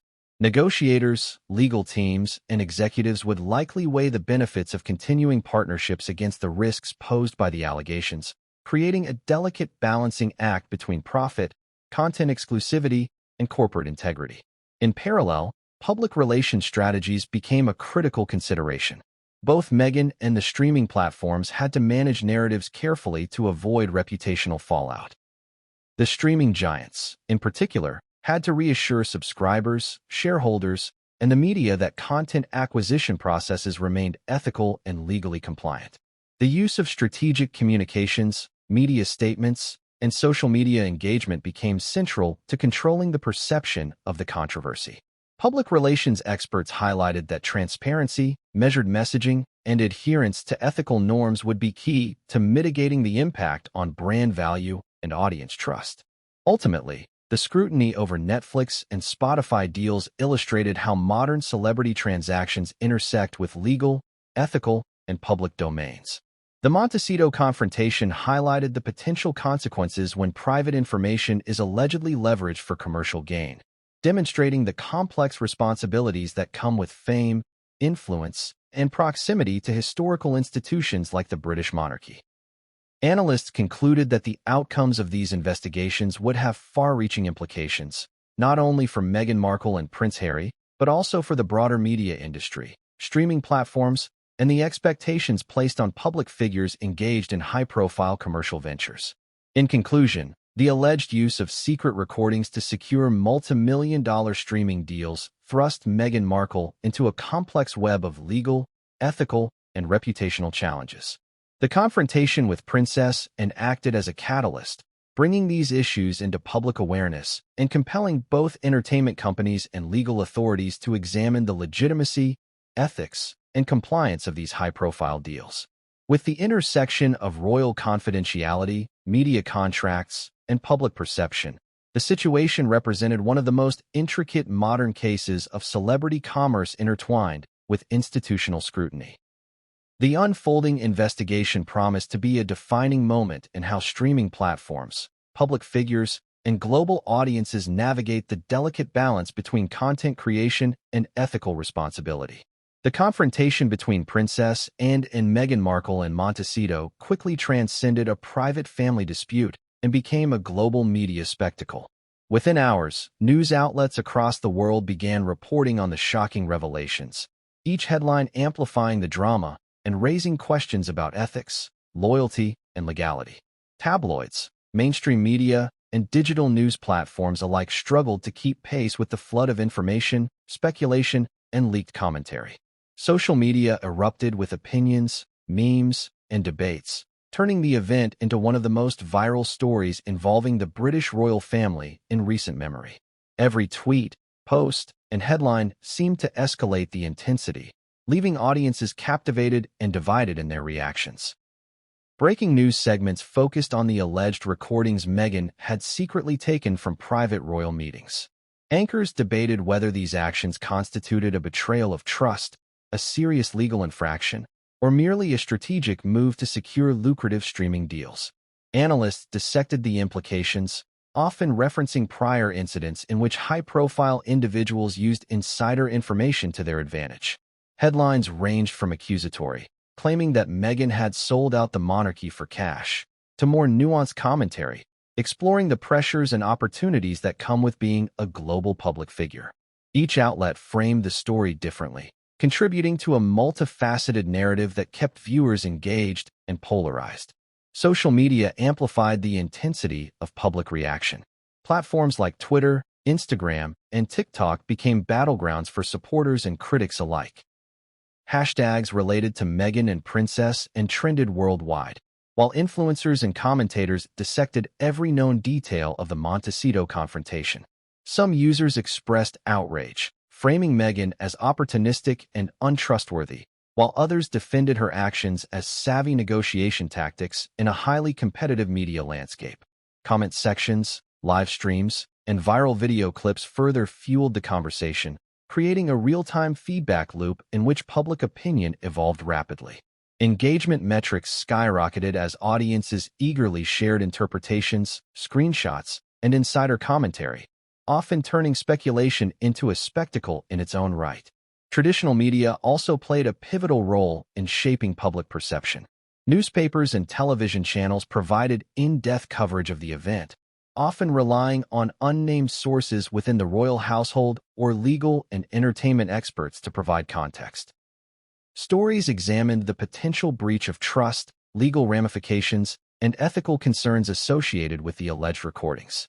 Editorials and op-eds debated the responsibilities of public figures who possess privileged information, contrasting the moral obligations of royalty with the commercial ambitions of modern celebrities. The global reach of these outlets ensured that the controversy was not confined to the United Kingdom, but became a topic of international discourse, highlighting the intersection of monarchy, media, and commerce in the modern era. Meanwhile, entertainment and legal experts offered insight into the possible consequences of Meghan's actions. Former entertainment lawyers explained that the alleged recordings could potentially constitute misappropriation of confidential information, raising the risk of litigation from both the royal family and the streaming platforms involved. Media commentators analyzed the ethical implications, questioning whether monetizing private conversations violated fundamental principles of trust, fairness, and loyalty. Some argued that even if the recordings were legally permissible under certain jurisdictions, the perception of betrayal could damage Meghan's brand and credibility. These discussions were frequently amplified by news cycles, interviews, and opinion pieces, feeding the frenzy and ensuring that the story maintained its prominence. Public reaction was not uniform. Instead, it revealed sharp divisions in perception and interpretation. Royalists and traditionalists largely condemned Meghan, emphasizing the sanctity of trust, protocol, and loyalty within the monarchy. Many expressed anger at the idea that sensitive family conversations could be weaponized for financial gain. Meanwhile, supporters of Meghan and Prince Harry argued that their media ventures were part of a legitimate effort to secure financial independence and create content that resonates with global audiences. Some observers framed the situation as a clash between outdated expectations of royal discretion and the realities of modern celebrity culture.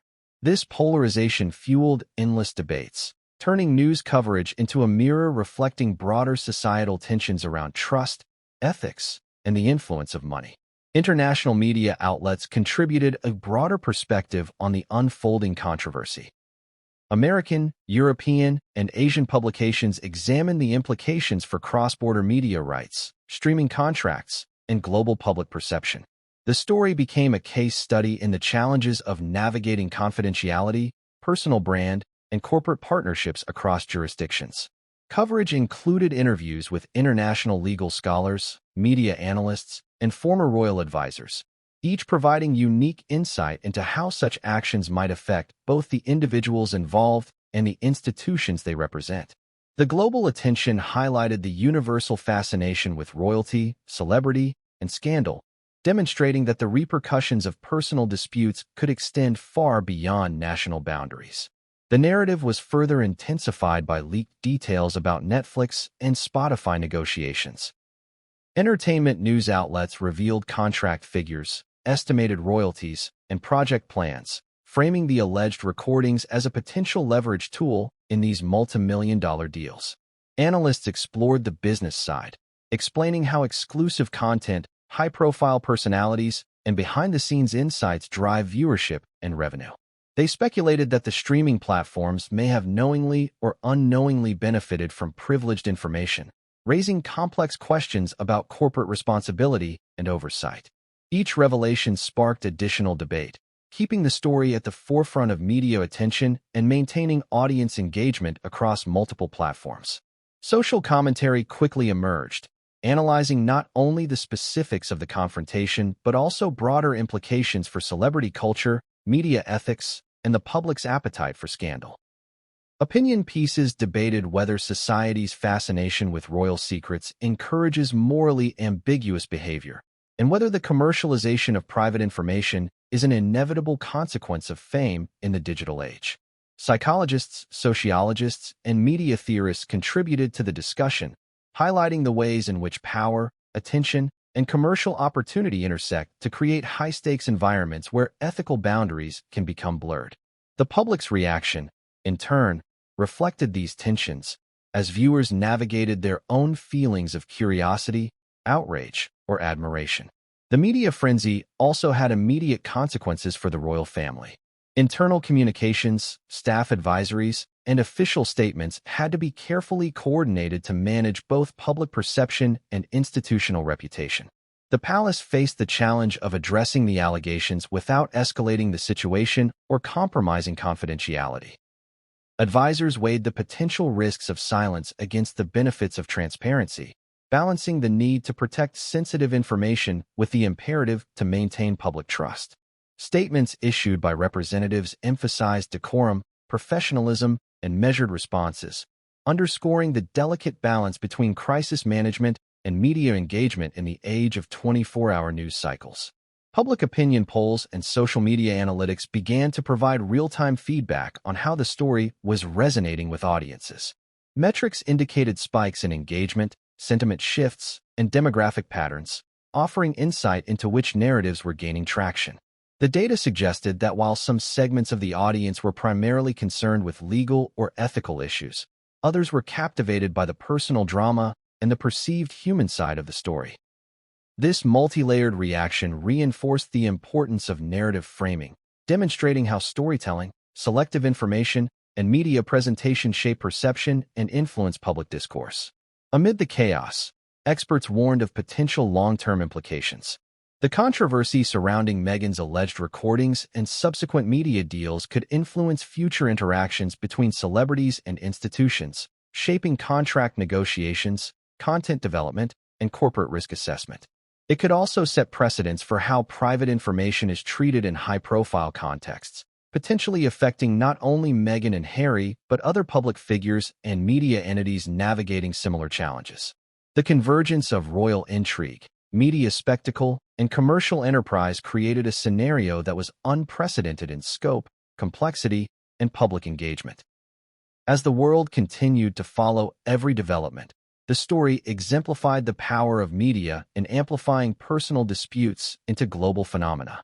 The combination of Princess Anne's confrontation, alleged recordings, and high-stakes streaming deals created a narrative that was simultaneously sensational, ethically charged, and commercially significant. Audiences were drawn into the story not only for the drama, but also for the broader questions it raised about trust, loyalty, and the intersection of personal ambition with institutional expectations. The coverage served as a reminder that in the digital age, information spreads instantly, public perception is fluid, and even private actions can have far-reaching consequences. The media frenzy and public reaction underscored the evolving dynamics of fame, royalty, and corporate influence. Every article, broadcast, and social media post contributed to a continuously unfolding narrative, one that required careful navigation by all involved parties. Public fascination, combined with analytical scrutiny, ensured that the story maintained its prominence across both traditional and digital platforms. The intensity of attention reflected the enduring allure of royal scandal, celebrity enterprise, and the ethical dilemmas inherent in modern media ecosystems. As coverage continued, audiences remained riveted, awaiting further developments, revelations, and responses from the central figures involved. In summary, the global media frenzy following Princess Anne's confrontation with Meghan Markle and Montecito highlighted the powerful interplay between celebrity, royalty, and media scrutiny. News outlets, social media platforms, and public commentators amplified every aspect of the story, transforming a private family dispute into an international spectacle. The alleged use of secret recordings to negotiate multi-million-dollar streaming deals with Netflix and Spotify became a focal point for discussions about ethics, legality, and public perception. This chapter of the unfolding saga illustrated how modern media ecosystems magnify personal conflict, shape narratives, and influence both individual reputations and institutional credibility, leaving audiences captivated, divided, and eager for each new development. The aftermath of Princess Anne's confrontation with Meghan Markle and Montecito did not just play out in headlines and social media feeds. Behind the scenes, a flurry of activity unfolded within the royal household, where advisors, legal experts, and senior staff scrambled to assess the full implications of the revelations. The alleged secret recordings that Meghan reportedly carried and later leveraged for Netflix and Spotify deals had sent shockwaves through the institution, forcing advisors to examine potential breaches of trust, confidentiality, and legal responsibilities. These were not ordinary family squabbles. They were matters that intersected with international law, media contracts, and the reputational security of a centuries-old monarchy. Senior palace advisors immediately convened emergency briefings. Discussions ranged from the ethical ramifications of Meghan's actions to the potential legal exposure that could arise if sensitive conversations were disseminated or monetized. Experts in media law were consulted to determine whether the act of recording private royal meetings, even if done surreptitiously, constituted a violation under British, American, or international law. While the laws surrounding audio and visual recordings vary significantly across jurisdictions, one recurring question dominated the conversation. Could Meghan's actions be construed as a breach of fiduciary duty or as a form of misappropriation of confidential information? Advisors knew that even if legal action was complicated by cross-border elements, public perception alone could severely damage the monarchy's credibility and authority. Beyond legality, senior advisors were acutely aware of the reputational stakes. The royal family relies heavily on public trust, and the perception that a family member had secretly recorded confidential conversations for personal gain posed a threat to that trust. Messaging needed to be calculated, precise, and carefully orchestrated to prevent further erosion of credibility.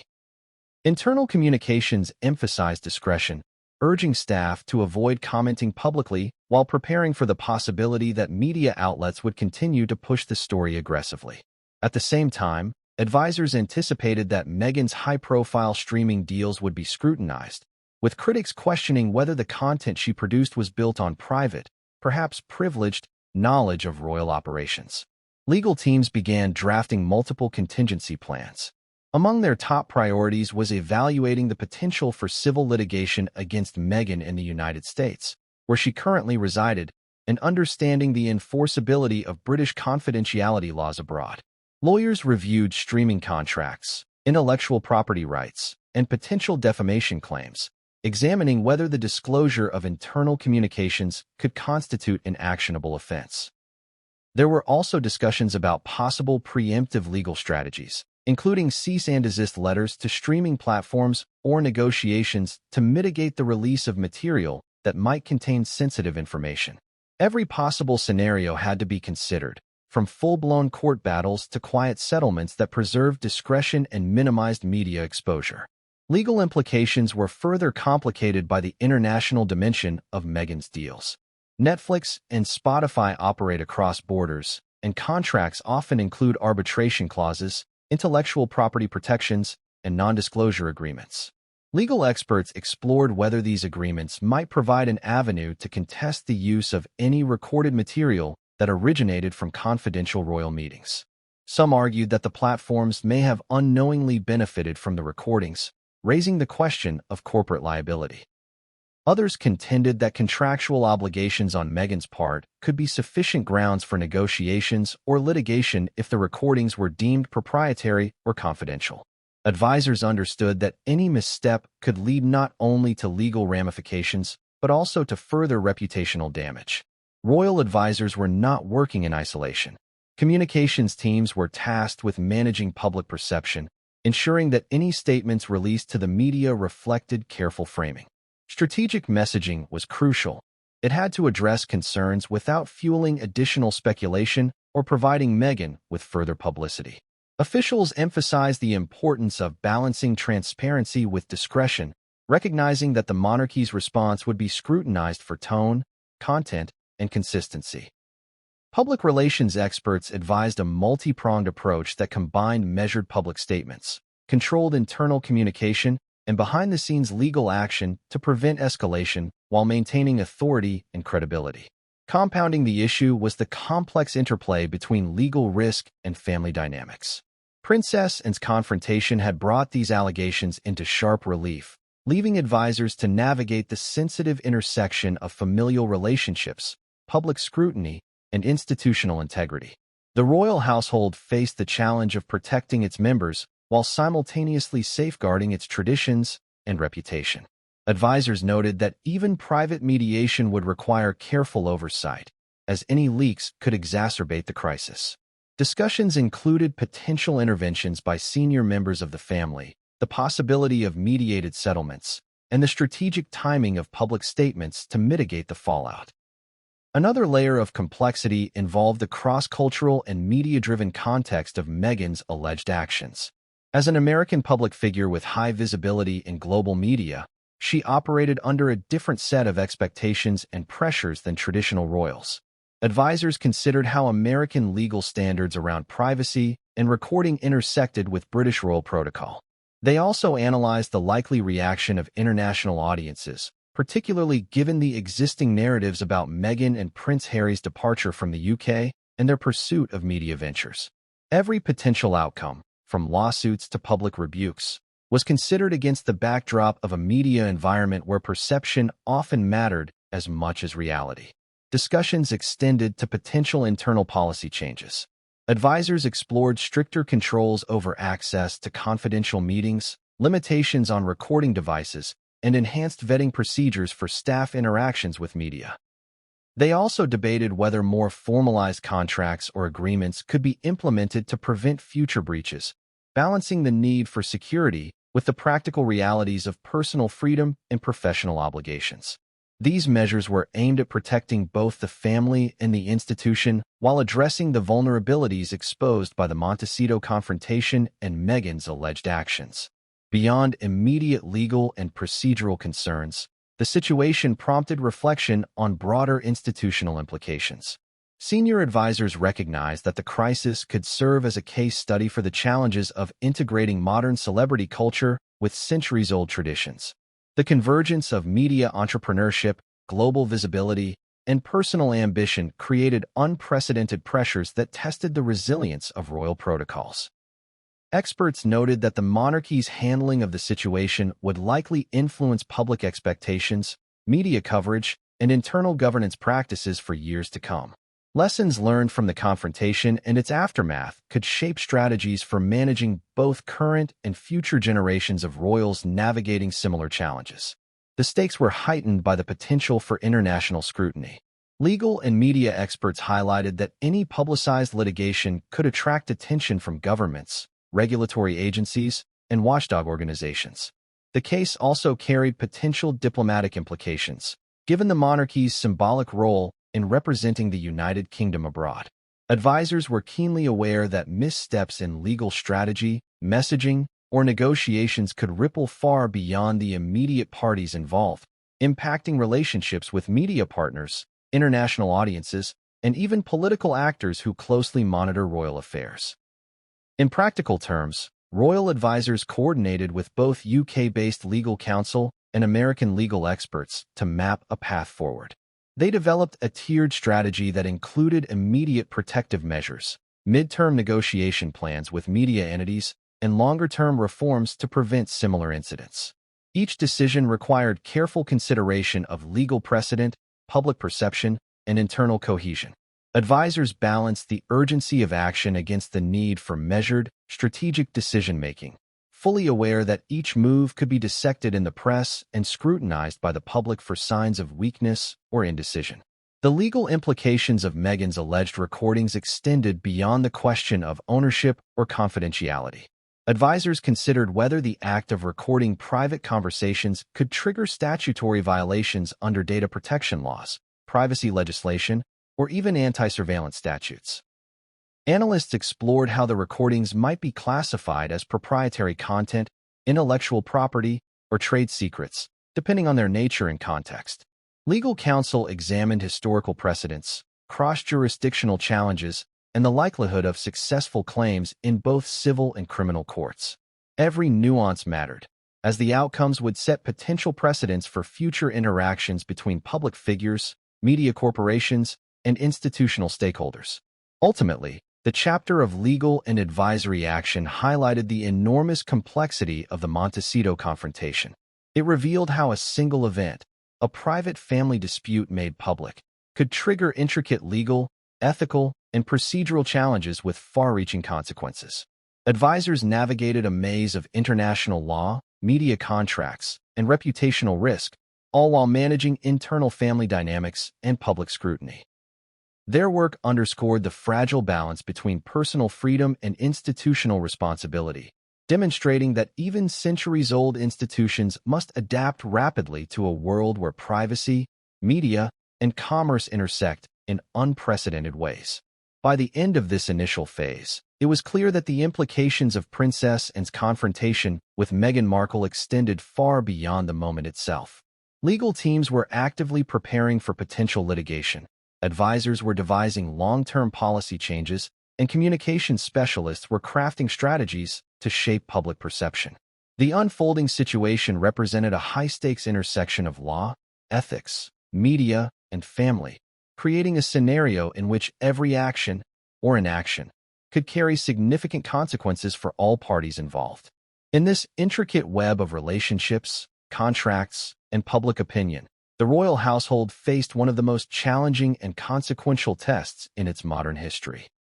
The revelation that Meghan Markle allegedly carried secret recording devices to capture private royal conversations did not just trigger internal shockwaves within the royal household. It also had massive implications in the world of streaming media. Reports soon emerged that she had leveraged these recordings to secure multi-million-dollar contracts with Netflix and Spotify, deals that positioned her as a high-profile content creator while simultaneously raising questions about ethics, legality, and the very nature of her negotiations. These contracts, some insiders claimed, were not just lucrative, they were unprecedented, representing one of the most controversial intersections of royalty, media, and commerce in recent history. Negotiators in Montecito, California, worked tirelessly to structure these deals. Sources familiar with the arrangements revealed that Meghan's team the Netflix deal, valued at an estimated $100 million over several years, was framed as a partnership for original programming documentaries, and limited series. According to insiders, the content of the deal often coincided with topics, anecdotes, or strategic insights that Meghan could only have obtained from confidential royal conversations. Staff members familiar with the negotiations noted that the pitches presented to Netflix executives contained specific references, phrasing, and stories that mirrored private discussions within the palace. These included not just general themes, such as mental health advocacy or philanthropic initiatives, but precise details from family dialogues, internal policy deliberations, and even sensitive interpersonal interactions between senior royals. Similarly, the Spotify podcast deal, worth approximately $25 million, reportedly reflected information gleaned from recorded private conversations. Executives allegedly noted Meghan's uncanny ability to provide insider perspectives on royal life, controversies, and internal dynamics. While the public was told that the content would focus on stories of inspiration, resilience, and global social issues, insiders reveal that episodes occasionally included anecdotes that aligned suspiciously with private discussions previously held within palace walls. The combination of intimate access, seemingly real-time insights, and engaging storytelling made Meghan's media presence highly attractive to networks and platforms, but the source of that material raised critical ethical and moral concerns. According to the dossier presented by Princess Anne in Montecito, there is evidence to suggest that Meghan strategically timed her negotiations to coincide with sensitive discussions within the royal household. Internal sources reportedly tracked specific meetings in which future programming ideas, philanthropic goals, or personal reflections were shared. Within weeks, proposals for media content would emerge that mirrored those conversations almost verbatim. This created a pattern in which recorded information was directly applied to maximize contract value, strengthen negotiating leverage, and enhance public appeal. Staff members familiar with both palace operations and media contracts noted that the level of specificity and timing of these actions went far beyond ordinary industry research or anecdotal storytelling. The ethical implications of using private conversations as leverage were central to Princess Anne's concerns. According to those present at the Montecito meeting, and repeatedly emphasized that even the most lucrative deals cannot ethically justify the use of confidential material. The recording and subsequent monetization of private family discussions, she argued, represented not just a personal betrayal, but a potential breach of trust that could undermine the integrity of the monarchy itself. While contracts may allow creative freedom or personal storytelling, the deliberate capture and use of sensitive material crosses a moral line, raising questions about loyalty, discretion, and responsibility. Financial analysts who reviewed portions of the media agreements reportedly noted the exceptional terms granted to Meghan. Clauses allowing creative control, first-look options, and extensive distribution rights were reportedly far above industry norms, particularly for content tied to a single personality. Experts suggested that the ability to offer insider knowledge, essentially secret stories from within the royal household, may have provided unparalleled leverage in negotiations. While this is speculative in the absence of direct evidence of intent, Princess Anne's dossier aimed to draw clear correlations between private access and contractual outcomes, presenting a persuasive argument that the recordings played a significant role in shaping the deals. The process of using recorded conversations for negotiation was reportedly methodical. According to palace insiders, Meghan would identify key meetings, particularly those involving strategy, governance, or personal reflections. She would ensure that recording devices were discreetly positioned to capture conversations, sometimes in moments of casual conversation where confidentiality was assumed. After securing the recordings, she would later reference ideas, anecdotes, or even specific language in media pitches, ensuring that executives receive content with unique authority and insider detail. The repetition of this pattern across multiple projects reportedly reinforced the perception that sensitive information was being actively leveraged for commercial advantage. Legal experts consulted by Princess Anne reportedly reviewed the contracts with an eye toward potential breaches of confidentiality or implied fiduciary obligations. While Meghan, as a private citizen and former royal, may not have been legally restricted from pursuing media projects, the use of information gained through trust-based relationships raised significant moral and ethical questions. Sources say Anne's presentation included not only technological and behavioral evidence, but also expert legal opinion highlighting how these actions could be construed as a violation of implicit ethical standards, if not direct legal constraints. In addition to financial benefits, sources suggest that the recordings and media leverage provided Meghan with a degree of strategic protection. By establishing herself as an authoritative voice on royal life, she could influence public perception, control narratives, and even preempt criticism. Episodes, series, and interviews often addressed controversies before they were widely reported, suggesting that insider knowledge was being actively deployed to manage reputation and maintain leverage. Staff members reportedly noted that this created a complex interplay between personal branding, media influence, and ethical responsibility, a triangle in which private knowledge became both shield and weapon. Princess Anne's confrontation, therefore, was not merely about past actions, but about preventing ongoing behavior that could continue to exploit confidential family information. According to witnesses, and framed the discussion around the long-term consequences, loss of trust, potential damage to the monarchy's reputation, and the erosion of internal cohesion. She emphasized that the deals themselves, while financially impressive, could not justify actions that compromised ethical standards or familial bonds. The seriousness of the evidence and the clarity of her argument left little room for ambiguity regarding the potential fallout if the practices continued unchecked. Finally, the Montecito meeting highlighted the broader implications for the royal institution.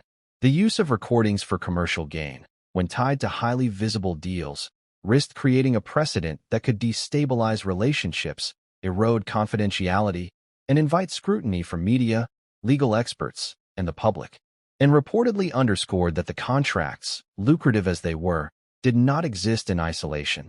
They intersected with questions of trust, loyalty, and moral responsibility. The message was clear. Ethical breaches in pursuit of financial gain are never without consequence, especially when the stakes involve a centuries-old institution whose legitimacy depends on discretion, honor, and fidelity.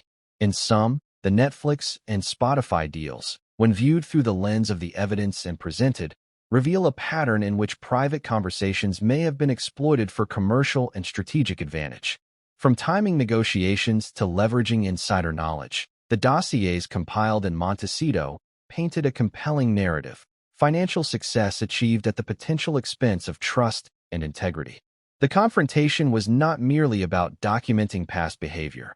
It was a call to recognize the gravity of ethical responsibility, the importance of trust within the family, and the limits of personal gain when measured against the expectations of loyalty and honor.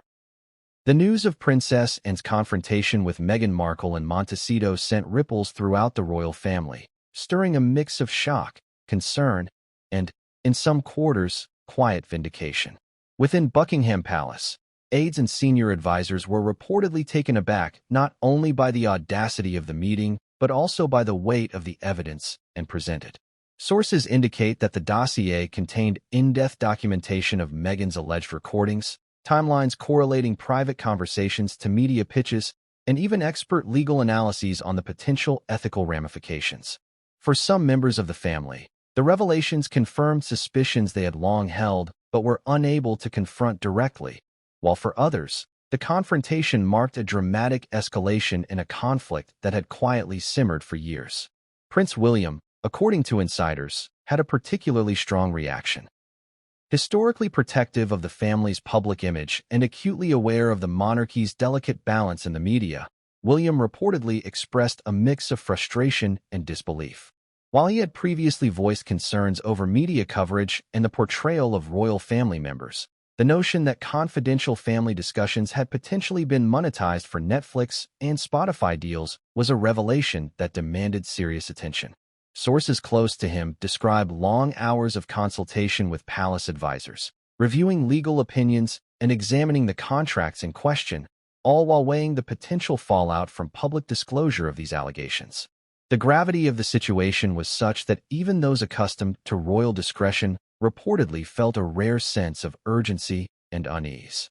Prince Harry's reaction, on the other hand, was reportedly complex and layered with conflicting emotions. Initially, his response was described as defensive, as he had publicly championed Meghan's media endeavors and portrayed their joint projects as positive platforms for advocacy and storytelling. According to insiders, hearing that private conversations may have been recorded and utilized for personal gain elicited surprise, disbelief, and, in some cases, anger. Yet, sources suggest there was also an undercurrent of resignation, as Harry seemed to recognize the potential credibility of Anne's evidence and the risk that public exposure could have lasting implications for his personal and professional reputation. The tension between loyalty to his wife and the responsibility to uphold family integrity reportedly created a situation rife with emotional complexity, one that required careful navigation to avoid further escalation. Other members of the family, including King Charles and Queen Camilla, were reportedly informed through discreet channels prior to any public knowledge of the confrontation. Their responses, according to palace sources, were marked by a mixture of disappointment, concern, and cautious calculation. For the monarch, the ethical implications of recorded private conversations being used for commercial gain were not simply a matter of protocol. They were tied directly to the monarchy's credibility and public trust. Charles reportedly convened private meetings with senior aides to assess both the evidence presented and the potential steps needed to contain reputational damage. While maintaining discretion, he is said to have expressed deep unease over the possibility that the very foundation of trust within the family had been compromised, highlighting the intersection between personal relationships and institutional responsibility. Princess Beatrice and Princess Eugenie, while more peripheral in palace decision-making, reportedly also reacted with shock and concern. According to sources, the younger royals were struck by the brazenness of the alleged actions and the potential precedent they set for internal family dynamics. For them, the confrontation underscored not only the personal stakes, but also the broader implications for all family members in terms of privacy, loyalty, and the potential for internal disputes to spill into the public domain. Their response was reportedly characterized by a desire to understand the evidence fully, a need to align themselves with family values, and, in private discussions, a determination to avoid repeating such breaches in their own lives or careers. Palace staff, both current and former, also played a significant role in the reactions. For years, aides had expressed concern about media leaks, private conversations being referenced in public statements, and what they described as an erosion of trust within the household. The confrontation in Montecito, according to insider reports, validated many of their fears and provided concrete evidence that some of the patterns they had observed were intentional and strategic.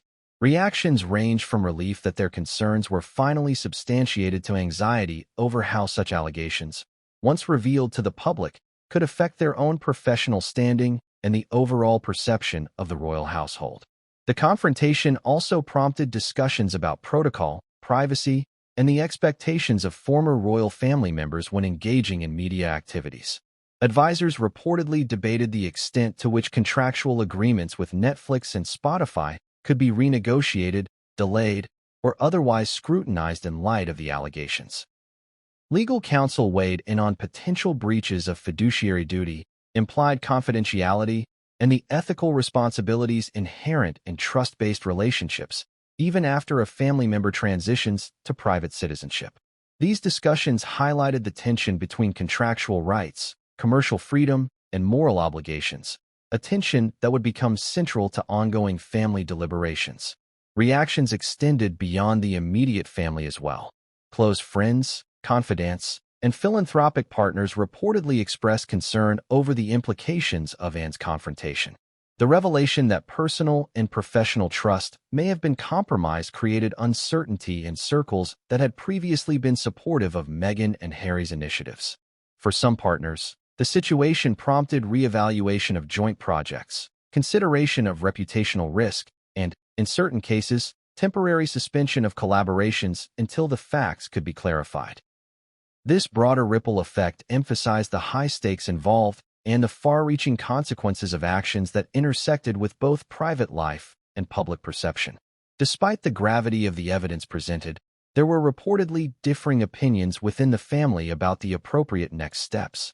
Some members advocated for immediate public clarification, believing transparency was the only way to preserve institutional credibility and regain public trust. Others urged caution, emphasizing the importance of private resolution to avoid media spectacle and potential escalation.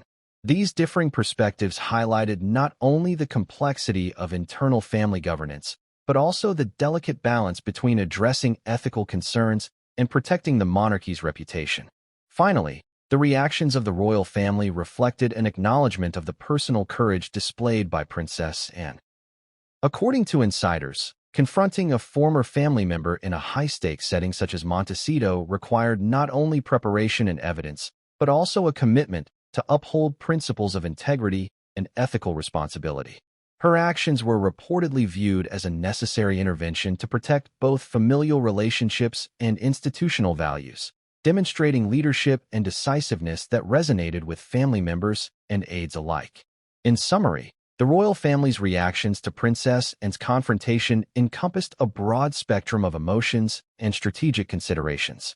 Shock, concern, validation, and contemplation of ethical, legal, and reputational consequences characterized the immediate response. The Montecito meeting, while private, sent a clear signal about accountability, trust, and the importance of upholding moral standards, even in the face of lucrative opportunities and complex personal relationships. For the royal family, the confrontation was both a revelation and a turning point, forcing introspection, reevaluation, and a renewed focus on the principles that underpin both their private bonds and their public roles.